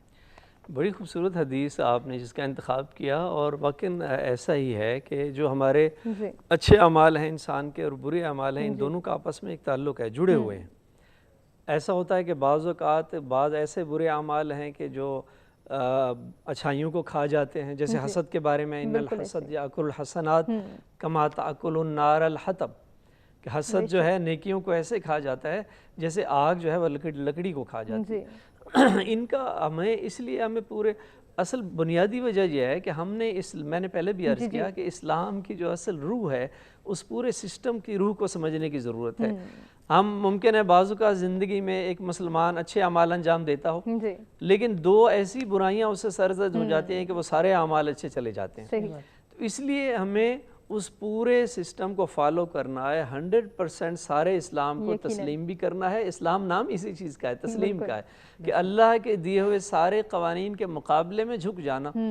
اور حتیٰ کہ قرآن نے یہاں تک فرمایا ہے جو لوگ کہتے تھے کہ ہم بعض چیزوں کو تو مانتے ہیں، بعض پر ایمان لاتے ہیں اور بعض پر نہیں لاتے، قرآن نے کہا اولئک هم الکافرون حقا، حقیقت میں کفر ہی یہی ہے۔ ہم اپنے مزاج اور پسند کی چیزیں لے لیتے ہیں، جس میں آسانی ہوتی ہے وہ تو ہم اس پر عمل کر لیتے ہیں، جس میں تھوڑا سا ہمیں بظاہری نقصان اور دنیا کا گھاٹا نظر آتا ہے تو ہم اس سے ذرا کتراتے ہیں۔ تو یہ حقیقی اسلام نہیں ہے۔ اسلام کی روح یہ ہے کہ جو اسلام کے قوانین ہیں وہ انسان کی بھلائی میں ہے، اس کے فائدے میں، اس دنیا میں بھی اور آخرت میں بھی، لہذا ان کو ویسے ہی پورے نظام کو قبول کرنا حقیقت میں یہی اسلام ہے۔ آپ نے بڑی خوبصورت بات کی کہ ہماری سوسائٹی کہاں کھڑی ہے اور اس وقت جو بگاڑ ہے معاشرے کے اندر، مشکل ہماری یہ ہے کہ ہم سید الانبیاء علیہ السلام کی جو پاکیزہ سیرت ہے، سیرت اصل میں ہے کیا اس کو سمجھنے کی ضرورت ہے۔ بالکل سیرت اس کو نہیں کہتے کہ سید الانبیاء نے جو زندگی میں ایک دفعہ کوئی کام انجام دیا ہے تو ہم بھی اس کو انجام دیں، نہیں، سیرت وہ حاکم اصول ہیں جو سید الانبیاء نے، سرور کائنات نے جو اپنی زندگی پر حاکم کیے ہوئے تھے، کچھ اصول بنائے ہوئے تھے اور ان اصولوں کی روشنی میں آپ کی زندگی گزر رہی تھی۔ وہ اصول کیا تھے؟ وہ انسانیت کے ساتھ محبت تھی، پیار تھا، ہمدردی تھی، سارے انسانوں کو اللہ کے راستے پر لانے کے جذبہ تھا، اس میں ایثار اور قربانی تھی، اس میں جتنے انسانی ویلیوز اور اقدار ہیں ان کو زندہ کرنے کی بات تھی۔ تو اس لیے ہمیں بھی اپنے زندگی کے جو اصول بنانے چاہیے وہ وہی اصول ہوں جو سید الانبیاء نے اصول بنائے تھے۔ ہم میں سے ہر ایک نے اپنی زندگی کے اصول بنائے ہوئے ہیں۔ مثلا ایک بندہ جس کی زندگی کی سب سے بڑا اصول یہ ہے کہ اس نے مال و دولت جمع کرنی ہے، اب اس کا رویہ کیا ہوگا؟ مالداروں سے وہ جھک کے ملے گا، اس کا انداز اور ہوگا، لیکن جو غریب اور نادار ہیں ان کو دور بھگائے گا، نفرت کرے گا۔ تو اس لیے ہمیں وہ جو اصول ہیں ان کو فالو کرنے کی ضرورت ہے۔ پیغمبر گرامی اسلام کی زندگی کے اصول کیا تھے وہ اصل میں سیرت ہے، اس کو سمجھنے کی ضرورت ہے۔ پیغمبر کی زندگی کے اور ان اصولوں پہ اللہ کے رسول نے کبھی کمپرومائز نہیں کیا، کبھی سودے بازی نہیں کی۔ بڑا مشہور واقعہ ہے کہ جب ایک مرتبہ مدینے میں آپ تشریف فرما تھے اور مختلف وفود پیغمبر گرامی اسلام کی خدمت میں حاضر ہوتے تھے، اسلام قبول کرنے کے لیے آتے تھے، ایک قبیلہ آیا جس کا نام تھا بنی ثقیف۔ اب یہ قبیلے کا سردار آیا پیغمبر گرامی اسلام کی خدمت میں، بارگاہ حضور میں حاضر ہوا اور کہا ہم اسلام لانا چاہتے ہیں لیکن ہماری کچھ شرائط ہیں۔ حضور مسکرائے، حضور نے فرمایا کیا شرائط ہیں؟ کہا ہماری 3 شرائط ہیں۔ اللہ کے رسول نے پوچھا بتائیے کیا شرائط ہیں؟ کہا پہلی شرط یہ ہے کہ ہمیں نماز سے معاف رکھا جائے۔ اللہ کے رسول مسکرائے اور پھر پوچھا دوسری شرط، کہا دوسری شرط یہ ہے کہ ہمیں سود کی بھی، یہ بھی ہمارے لیے حلال، اس کو قرار دیا جائے، اور نعوذ باللہ استغفر اللہ، کہا تیسری شرط جو ہے کہ ہمیں زنا کی بھی اجازت دی جائے۔ اب اگر آج کا کوئی لیڈر ہوتا، کوئی سیاسی مذہبی پیشوا ہوتا تو نئی نئی ریاست قائم ہوئی تھی مدینے میں، کمپرومائز کر لیتا کہ آج ان کی مان لیتے ہیں، کل کو ان سے منوا لیں گے، جب پاور میں آ جائیں گے ان سے منوا لیں گے۔ لیکن پہلے دن سے اللہ کے رسول نے فرمایا کہ لا خیر فی دین لا صلاۃ فیہ، کہ ہمیں ایسے دین کی ضرورت نہیں ہے جس میں نماز جیسا فریضہ نہ ہو، ایسے دین میں خیر ہی نہیں ہے جس میں نماز نہ ہو۔ شروع دن سے اللہ کے رسول نے بتا دیا کہ بھئی مسلمان بننا ہے تو پھر اسلام کے سارے قوانین کو ماننا پڑے گا، ورنہ ایسے آدھے اسلام کی ہمیں ضرورت نہیں ہے۔ اصولوں پہ اللہ کے رسول نے کبھی سودے بازی نہیں کی، کبھی کمپرومائز نہیں کیا۔ آج ہماری بدقسمتی یہ ہے کہ ہمارے ملک کی اگر سیاست کو دیکھا جائے تو ہمارے یہاں مفادات کی سیاست، بالکل اصولوں پہ سودے بازی ہو جاتی ہے۔ آج اگر مفاد ایک پارٹی سے ہیں، کل دوسری سے ہیں تو ہم مفاداریاں بدل لیتے ہیں، ہم پارٹیاں بدل لیتے ہیں۔ یہ جو مفادات کی ہماری ایک مزاج اور سوچ آ گیا ہے، اس کی وجہ سے آج معاشرے میں ساری خرابیاں پیدا ہو رہی ہیں۔ ہمارا اگر کسی سے مفاد وابستہ ہے تو ہم سب کچھ اس کے لیے کر گزرنے کے لیے تیار ہو جاتے ہیں، ہر حلال و حرام کر گزرنے کے لیے تیار ہو جاتے ہیں، لیکن اگر مفادات نہیں ہیں تو ہم اس کو کوئی اہمیت نہیں دیتے۔ تو اصل میں اسلام کی جو روح ہے، جو اس کو سمجھنے کی ضرورت ہے۔ آج میرے خیال میں اسلامی معاشرے جنہوں نے سیرت طیبہ کو فالو کیا ہے، آج اللہ نے ان کو عزت بھی دی ہے، یقیناً آج وہ امت مسلمہ عزت کے ساتھ دیکھی بھی جاتی ہے، وقار کے ساتھ زندگی بھی گزار رہے ہیں۔ بالکل۔ لیکن جہاں جہاں خرابی ہے، کمزوری ہے، وہ ہمارے اندر کمزوری ہے۔ ہم اس سیرت طیبہ سے دور ہیں، ہم قرآن سے دور ہیں، ہم اسلام کے ان اصولوں سے دور ہیں۔ اگر اس لیے علامہ اقبال نے کہا تھا کہ یہ مسلمان اگر آج رسوا ہوا ہے تو تارک قرآن ہوا ہے، قرآن سے دوری کا نتیجہ ہے، سیرت طیبہ سے دوری کا نتیجہ ہے۔ جیسے ڈاکٹر صاحب نے فرمایا، آج اگر ہمارے گھر کی انوائرمنٹ ایسی ہو جائے، ماحول ایسا ہم بنا لیں کہ اگر صبح صبح نماز کے لیے والدین جب اٹھیں گے، والدین جب قرآن کی تلاوت کرتے ہوئے نظر آئیں گے تو بچے بھی دیکھیں گے، آٹومیٹکلی وہ جذبہ ان کے اندر، ہم پریکٹیکلی یہ دکھائیں، اس کی پریکٹس کرائیں بچوں کو اپنے گھر کے اندر، تب وہ جو حقیقی تربیت ہے اسلام کی اس کو ہم اپنانے میں کامیاب ہیں۔ یقیناً آغا صاحب اسی کے ساتھ کوئی مختصر سا پیغام بھی ہمارے ناظرین کو۔ اور پھر دوسری بات میں اس لیے میں پیغام یہ دینا چاہوں گا سارے ناظرین کو، سامعین کو، کہ دیکھیے ہمیں ڈاکٹر قاضی صاحب اور ہماری الحمدللہ اس حوالے سے بڑی ہم آہنگی ہے، بہت سارے پروگراموں میں ہم اکٹھے ہوتے ہیں، ہماری جدوجہد ہے، یہ جذبہ ہے کہ خاص طور پہ پاکستان کے اندر جو ایک نفرت کی فضا بعض لوگوں کی طرف سے ایجاد کی جاتی ہے، مذاہب کے درمیان فاصلے پیدا کرنے کی کوشش کی جاتی ہے، میرے خیال میں اس کو مٹانے کی ضرورت ہے۔ ہمارے مشترکات مسالک کے بہت زیادہ ہیں، تھوڑے سے اختلافات ہیں جن کو ذکر نہ بھی کیا جائے تو ہر بندہ اپنے مسلک کے مطابق زندگی گزار سکتا ہے۔ بین المذاہب ہم آہنگی، اتحاد و وحدت کی ضرورت ہے، یونٹی کی ضرورت ہے پاکستانی قوم کو، اور دشمنان اسلام کے مقابلے میں ہم اکٹھے کھڑے ہو جائیں اور آپس میں یہ جو تعصب اور اناع کی دیواریں ہیں اس کو ہم توڑتے ہوئے سید الانبیاء کی اور توحید پر، قرآن پر، اور سید الانبیاء اور اہل بیت علیہم السلام کی ذوات گرامی پر ان سے اظہار محبت کرتے ہوئے، ان کی سیرت طیبہ کو اپناتے ہوئے ہم اتحاد و وحدت کے ساتھ آگے چل سکتے ہیں۔ بہت خوبصورت پیغام۔ جی علامہ صاحب آپ کا کیا پیغام؟ میں بھی علامہ صاحب کے ساری باتوں کی تائید کرتے ہوئے یہ کہوں گا کہ ہم مذہب میں قید ہو کر رہ گئے ہیں، جبکہ جو اسلام ہے یہ مذہب نہیں، یہ دین ہے۔ مذہب یہ ہے کہ 5 ٹائم نماز پڑھیں، قربانی کریں، حج کریں وغیرہ وغیرہ، یہ سارے اعمال مذہب کہلاتے ہیں، جبکہ جو دین اسلام ہے یہ صرف مذہب نہیں ہے، مذاہب دیگر ہیں۔ اسلام جو ہے یہ ایک دین ہے، ہمیں چاہیے کہ ہم مذہب کے ساتھ ساتھ اسلام کو دین سمجھ کر اسے اپنی زندگیوں پر لاگو کر لیں، اور جب ہم نے اسلام کو مذہب کے ساتھ ساتھ دین سمجھ لیا تو یہ آپس کے اختلافات تو پیدا ہی نہیں ہو سکتے، بلکہ ہم اسلام کا کام ہی اس لیے کریں گے کہ ہم نے غیر مسلموں کو اسلام سے متاثر کر کے اس میں داخل کرنا ہے، اور ہم ادب کے پیکر بن جائیں۔ حضرت صوفی برکت علی لدھیانوی رحمۃ اللہ علیہ فرماتے ہیں، آخری جملہ، بے ادب چاہے کسی کا بھی ہو نامراد ہوتا ہے، ہمیں چاہیے ہم بادب بانصیب بامراد بنے۔ کیا بات ہے۔ اسی پیغام کے ساتھ آج کے اس پروگرام کا اختتام کرنا چاہیں گے، اپنے تمام مہمانوں کا شکریہ ادا کریں گے جن سے بہت کچھ سیکھنے کا موقع ملا۔ ناظرین آپ سے اجازت لینے کا وقت ہے، اپنا خیال رکھیے گا، اللہ نے کے بعد۔